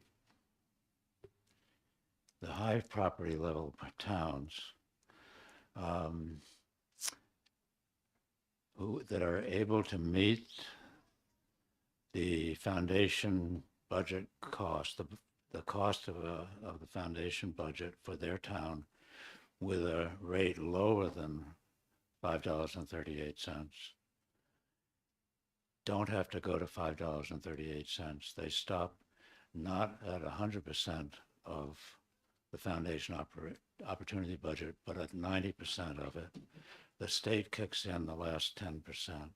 So every town will get something. And that means every town has a stake in this system that we've created. It's not just for the poor guys and the rich guys play their own game. You know, So thank you for that. everybody's in the same game. That takes us back to page 10, Roman numeral 2B, right? The limiting 90% factor. Yeah, Okay. that's right. Good. Other questions? No question is a dumb question here. This is a lot to grapple with. Do we have other questions about how this actually would work? Either 675 or 772. We can go back to either of those. Yes. I've got a Representative Heaton. question on this one. We had the superintendent of schools come in who talked to us about how she's 28 teachers short, so she can only hire non-certified teachers, and then as soon as they get their certification, they move on. According to your criteria for hiring, I don't even see how this can even alleviate her situation. Can you sort of help me with that? Well, yeah. So there's no criteria for certification in this. No, that's not what I meant. This bill For at all. hiring, But- it's on your list of. Right. So the bill basically calculates, or the you know what this is proposing is it calculates a budget that would be necessary for every school district, including the school district that's 25 minutes from my house, where we had the superintendent testify from Newport. And it would calculate a school budget, I suspect for Newport, that is higher than the budget that voters are approving right now, even with the I think second highest property tax, local school property tax rate in the state, and they come up far short in being able to hire credentialed teachers because the budget just isn't enough. So the budget that comes out of this is designed to address those problems from a budgeting standpoint. If they've got workforce problems due to availability of housing or transportation or other things, no, this bill does not address that. But that's not what I heard from the Newport Soup. Was, I think, very clear that their budget did not allow them to hire and retain teachers. Is that? Yeah, great. Once again, my district gets raised as an example. Representative Papamichi Miller. Thank you, Mr. Chair. I was just curious if somebody could comment on whether this bill does address the different costs that are needed to run schools in different geographical areas of the state, because obviously the needs of Coos County, the needs of Rockingham, the needs of Hillsborough tend to be very different. Where in this largish bill would be, those provisions, if any of those are there? No, thanks for the question. I would need to actually look at, Rick's got a copy of Representative Ladd has a copy of the report right there. And the School Funding Commission certainly looked into geographic variations in terms of costs, whether that's. Can I speak a little time? Yeah, please do. This was a discussion item that was a result of the whole commission looking at these small schools. Years ago, I had submitted a bill dealing with small, rural, geographically isolated schools. And when I came to present that, I was really torpedoed by one of our senators, Senator Lou D'Alessandro. And it was over the fact, he said, well, what we're going to do in Manchester, we're just going to make all our schools small. And so we'll get this extra dollar. Well, what we end up doing in this, and there's portions of this which I concur and agree to, but there's other portions which I don't. This is one area, though, that we change so it doesn't say that you get this weighted amount for schools. It's weighted amount for school districts. So a district is a total. So you take that total population. If it was weighted towards a small school, well, of course, you have small districts like Croydon, but it does eliminate the fact that Manchester's not going to be able to, come up with, 30, 40 small schools and get this added weight, and that I've seen where I've lived in certain places, like in Alaska, that this did occur. And so I think that this factor right here does eliminate it being that portion of the weighted value being abused. Representative Papamichi Miller, I think you want to follow up. Well, I would appreciate it. I found that very informational, but I didn't necessarily feel that it addressed the whole different costs of living in different parts of the state. Based on what I've heard, it seems I haven't caught any part where it would address this. And again, costs of living in Rockingham County by the Mass border are very different than costs of living in Coos County, and they're very different in Hillsborough, and they're very different in every county, right? Portsmouth versus Keene and so on. So is there anything in this bill that would address that? Because we do provide this guidance budget, right? And I just want to understand if that budget does account for those cost of living / costs of hiring teachers and so on and so forth. We have a diverse state. No, there's nothing that addresses that because the formula applies. Would it the be same fair to say, though, that what the bill's driving at is how the state's portion or aid is determined, but what the district then decides to do on its own is entirely still a local decision? Right, but I would also, I think to your question, though, is, and I want to refer back to the report, and if you don't have a copy of it, there are copies in the office. But as I recall, Representative Ames, do you, yeah, as, I'm not going to be able to find it right now, but as I recall, we did look into what are the cost variations in terms of if I wanted to hire a teacher in Littleton, how would that compare to I want to hire a teacher in Windham? And so I want to defer back to that report to see what it concluded. Yeah, if I could add to that, that's my recollection as well. I think the conclusion on this variable cost issue, it's more expensive here than there. That's basically what you're asking about. Yeah. At that time, and this commission was that there's not enough to there wasn't enough to lead us to address that directly. But there is an obligation to revisit all of these weights and maybe a new weight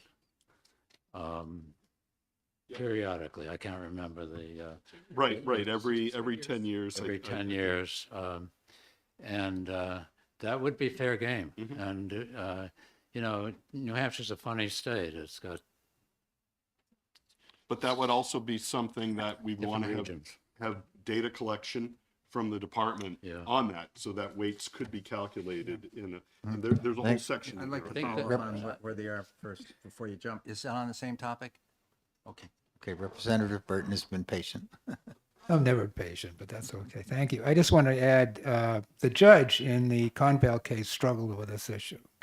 And he wrote a whole page on starting salaries because they ran from 36,000 to 60, 70,000.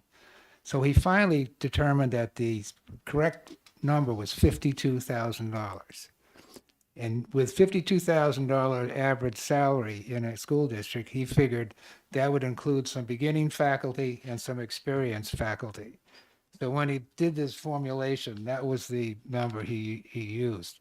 Just as an aside, he threw the Oyster River district out, my district, because our average teacher salary is up in the 70 grand area. We're a university town, high expectations and so forth. But 52,000 was the average he came up with, and a $42,000 entry salary. one of the Representative Ames? just to this point about cost variations, on page 6, line 30, 31, 32, as part of an obligation that the general court has to determine the value of an adequate education periodically, the cost model shall evaluate the relative impact of the following attributes that affect the differential cost of achieving any given level of outcome and assumed to be outside the control of districts. So regional cost factors would be outside the, and then the items are variation in student needs. The second one is geographic variation in the price levels of necessary specific resource elements. So it's there, It's hard to work with, hard to make judgments about, but yeah. Representative Flad. When we discussed this aspect, I got very involved with it because one of the school buses I had in Alaska was a hydrofoil. Because we had hydrofoil. We had, and the person to run that had to be a registered pilot, just to get the kids from the other side of the lake where there are no roads.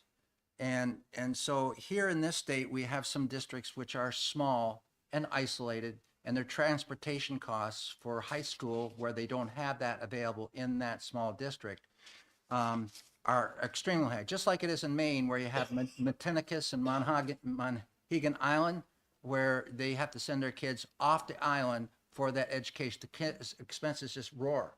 We don't have some of those things to the degree, but we do have small schools when you're looking at efficiency of scale, when you get smaller and smaller and smaller, but we by rule and by statute say you must have X, Y, and Z, and you don't have the number of students to help pay for X, Y, and Z, your costs are going to go up. And so That's, I think, one good reason why this was put in there. I struggled with it when we were on the commission, but I think it's a very positive thing. And like Representative Ames says, that is something that can be looked at in the future. I would hope if we ever get into a model like this, or if we even take some of these weighted portions out and use it in another model, that we explore this. It's worthy of pursuing. Many states have this value in there. Transportation is really an expensive item for school districts, and it will increase in these small districts. So we don't have hydrofoils, but we do have 240 miles of bus route. Yeah. And Mr. Chairman, In our district. Monhegan has a school. I've been in it. They have a one-room schoolhouse, and every year they argue with the accrediting body. And so I've been in it, and it's a good school, and their kids go on to colleges and so forth. Yeah, I can say my wife's mother worked in Matinicus. Well, Botanicus is different. Yeah, it Mohegan is very definitely has different. a You're off the school. coast for quite a ways there. 10 miles, I And believe. all those along the coast, Isleboro and all of them, they have concerns. Well, I think we were shooting to wind up around 2:00. Does anybody want to make a further contribution before we? Well, I do have one last question that I didn't Sure. get to pose to both Representative Ames and Representative Luno. One of the concerns which I had when we were looking at this was that we were looking at how do we arrive at that, what we want education to cost? And you're looking at the performance-based outcomes and accountability, which I agree. But when we used the data, we did not have the type of data that I would like to see. The DOE 25 form did not disaggregate the portions of those expenses which were directly related to the opportunity for an adequate education versus other expenses which don't fall underneath adequacy in statute. But they're optional services that you as a district can pay for. So I guess where I am is in order for me to really, appreciate the costs which are going to result from this thing, I'd like to know how are we going to ever be able to disaggregate the 25 form? We can take out tuition and transportation. That's done in there. But the rest of it's not. And oftentimes we look at that's the average cost per pupil. Well, is it really? In terms of the opportunity for an adequate education, which we speak to in this legislation. Yeah, so, like we talked about earlier, the American Institutes for Research who did the work and did the regression analysis on what goes into a public school education did look at all the costs. So not just the costs associated with the 193E2A content areas, but no, it looked at costs, and it looked at how those costs affected student outcomes, and what are the costs for co-curricular activities. I mean, we talked about, I think, on another unrelated bill to this, about how your first step is to get your students to walk through the door. And there's a lot of factors that come into play for that, because different students are motivated different ways. Might be who they're sitting next to, but it also might be, I want to play on Friday's football game, and I know the coach says if I don't come to school, I don't come to practice, and I don't play the game. And so all of those things were analyzed in terms of an impact on student outcome. And Representative Mohegan and I talked about, well, what if I don't have a marching band? Do I need to get a marching band? No, you don't need to get a marching band. This bill does not tell your superintendent or your building principal what to do and how to do it. And the interest and the impact that a marching band might have in Salem or Wyndham or Londonderry. I mean, I understand the Londonderry band, I think, does a lot of travel across the country and maybe even internationally. It may have a different impact in Londonderry than it has in Hanover or Hopkinton. And it's really up to the professional experience of your local superintendent, building principals, to define what what these things are to give the best outcomes for your student. But looking at it across the state in all districts, that foundation opportunity budget does include these the costs to offer programs beyond the 13. How many elements do we have in 193 2A? 11. The 11 elements in there, and I don't think there's any district in the state, and I think we've heard many people talk about that. There's not a single district in the state that offers just those 11 elements and stops there. And you know, I'm not sure, you know, what, but you know, our current model talks about offering the those 11 elements and stops there. What we're proposing here, we're not taking away those 11 elements, but we are incorporating in the student outcome factor. And at the end of the day, I think that's what Granite Staters want for all their kids, is to perform at a high level like we are doing on average, just not happening everywhere. And you slipped into there a very important point, which is that the list of the topics that make up an adequate education do not limit schools, and were never intended to limit schools in terms of what they offer. Absolutely. Representative Ames, I'm close, I'm not sure who's. Okay. He's got seniority. Barely. Two things. One is that I think it's important to say that going through the calculations and the formula that's in House Bill 772 leads to results that increase significantly some towns and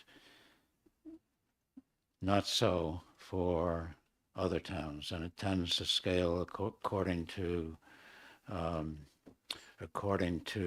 property wealth, and also according to the relative needs of kids, and some element of size is in there too.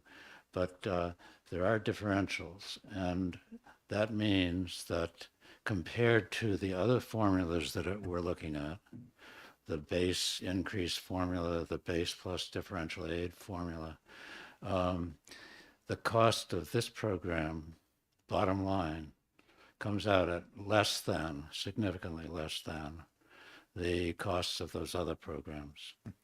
And the second thing I want to say is that I will, I think I will do this. I will send to everybody the spreadsheet with, it's an Excel with the formulas in it of what I've put together, with the understanding that it's a draft. We do not yet have from OLS the fiscal statement, but we're into this. We're trying to talk about it. Understand that I'm not the best with Excel. I got clumsy fingers, and my schooling occurred long before the development of Excel. I will do that, and I think that will enable you to see how this plays out in a way in which you can play with the data yourselves, and understand that when the experts weigh in, he's gone. The numbers for the foundation opportunity budget may prove to be a little bit different, but basically they build off of the work that Mark did 2 years ago on the predecessor bill to this bill. Well, that sounds extremely helpful. And I think the black hole, obviously, that is in front of us today is we don't know what the fiscal note suggests will be the cost to the state of making up the differential. So Representative Ladd, can you? Yeah. And Representative Burton. Yeah, I too grew up with a blackboard and chalk and the inkwell on the desk with a quill pen. You and I are in the same But bracket. in dealing and going back to where I was on this and am, we've talked. As I came into this partway through, and I apologize. Microsoft did a number on us today. When I've been looking at the way this has been computed as far as the dollar using the outcomes, and I'm seeing that there are costs which have been talked about in the committee here earlier today when we heard that if a local wants to go beyond and expand an enrichment program, they can do that. That's going on right now in this state. There are school districts which are offering much more than others. They want to enrich. That's the expectation. That's what the families want. That's what the community wants. That's what the workforce wants. That's the way our DOE 25 form, it reflects all that in the DOE 25 form today. I believe we can't be basing everything off those communities. We should take the high and the low out and find out what's in the middle and what the actual cost is on these DOE 25 forms. We're going to look at statistics. But because what we're doing by not disaggregating this data, then we're going to find out, well, the average cost is $7,000 or whatever it is. It may be, but it's also involving all those enrichment programs which are occurring throughout this state. It's going well beyond what we expect for the opportunity of an adequate education. And I understand that, they're nice things to have, but some of those nice things have gone beyond, the actual need. They've gone farther. We should be building a budget on that. I'd like to have the inputs that are necessary to say, this is what your adequate education is. Build off those inputs. You can use a formula like this, but let's start with a figure that is one that is palatable, at least to myself, that reflects what those inputs cost. Okay. Representative Burton? One of the resources we had when we did this formula was anytime we changed anything, we got a whole new computer model with Dean Mitchner. I don't know if anyone remembers him. He was an you do. economist. Yeah, but he ran these things so we could actually see what was going on. By the way, adequate is not a great standard for education. None of us want adequate. We want exceptional for our kids. The last thing I'm going to say is this. I envy business people because you can measure your output. We use output outcomes. The true output of education is the increment in intellectual and personal growth a person experiences while going through it. Now, if you go to Harvard and you've got 800 SATs, you're one thing. But if you're an immigrant from the Dominican Republic, like I had many of them, and you're seeking a new life here, and you learn English and you learn a skill, that is also a successful output. But the problem you're working with is we don't know what the outputs are, but we know what the inputs ought to be. And we know that they can vary. That ends my sermon for the day. But All right, any other sermons? Any more sermons? no, that's illegal on public money, isn't it? Representative Fellows? Yeah, I don't know if this will be helpful for Representative Ladd or not, but back in about 2002, to come up with a base cost, what I remember is taking the state assessment results and sorting all the districts based on the test results, and then putting the best performance at the top and the lowest at the bottom, cut it in half, take that top half and sort that again based on expenditure per pupil or some kind of cost per pupil, and then take the lowest expenditure per pupil, and that was the data. I don't remember the details that we used to come up with the per pupil base cost. So the only thing that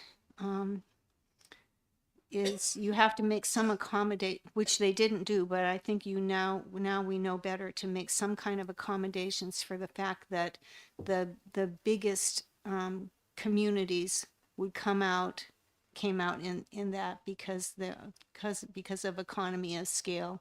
You know, you get the Manchester and the Nashuas and the bigger districts. So you need to put back in for the smaller districts that it's inherently going to be more per student for the smaller districts because they can't build. And I personally, I think we need to look at some kind of funding that's on the classroom level, because some districts you can't control the number of students that you put in a classroom for the smaller districts, because they've got to fit in between that. You know, they've got to keep it below the 30 or the 25. But when you get 35 students, you have to split them into 2 classes. So you can't get the same kind of economy and scale you get in the bigger ones. So it's just another way of looking at it to put on the table. We see that in terms of the university system. To keep the Concord Law School going, you're going to have another program over here, and so it's this bubble you're pushing in. So there are those, one department might be carrying another department, but you need both departments. And within schools, it's very much the same. I get that, but there's other ways of doing the assessment. I was around when we used those types of assessments, norm reference tests, to really derive a costing formula. But there's other outputs too, which are really important, other than, you know, I had a brother at 800 on the college board scores, flunked out of college 3 times in mathematics, 800. Now he's in charge of Bull Computer over in Europe. But I think that there's other performances that we can do, and we have those indices in our, how do we judge which we're meeting an adequate education? How are we reporting to ESSA? And there, you know, how many go on to the trades? How many go on to college? How many go into the service? How many, you know, participate in this program or that? That's how I think we should be measuring outcomes, along with this testing scores. I think that's extremely important. So I don't want to really build it on one type of instrument. That's sort of like this budget does that. I did a complete cost analysis at UNH, and you can't go by that. The most expensive program they have is nursing, because the ratio of faculty, full-time faculty to nurses is 10-1. That's very expensive. The next was technology. The next was the business school I was assistant dean of. And then liberal arts funds the rest of them, because they have these huge intro sections. And so most colleges are like that. And that's why they're nonprofit, because inherently uneconomical from a cost standpoint, but it's inherently beneficial from a social viewpoint. We need nurses. Yeah, if I Okay, just I add was something real about to quick. say, I think we're at about the wrap-up point. Yeah. So I think as the fiscal notes begin to come out for 772 and the other bills, you know, taking a look at a couple things, taking a look at what the bill is trying to accomplish, and taking a look at the costs, at what the costs to the state are, and hopefully, I think, you know, because we're looking at different methods here from all these different bills, that there'll be something there to contrast. And I don't think you're going to see 2 bills that are like, oh yeah, it doesn't matter which one we pick, they both do the same thing. I think there'll be significant contrast between these, and I hope we have more of these work sessions coming up soon with fiscal notes. I agree with everything you've just said, and I think that once we have the fiscal note, yes, another discussion. I think this was a very well-balanced day. We went through a whole series of bills that tweak our current approach before lunch, and then we talked about 2 bills that would fairly radically transform it. So obviously, we can't cover everything today, and we'll revisit those. Yeah. How about I pass it back to our chairman? Well, I think we're ready to get out of here. At least I am. It's been a hard day. You know, when our reports came, they didn't come, and they came in about 2 hours after you sent them. Microsoft had a problem. Pardon me? From you all? I got twice.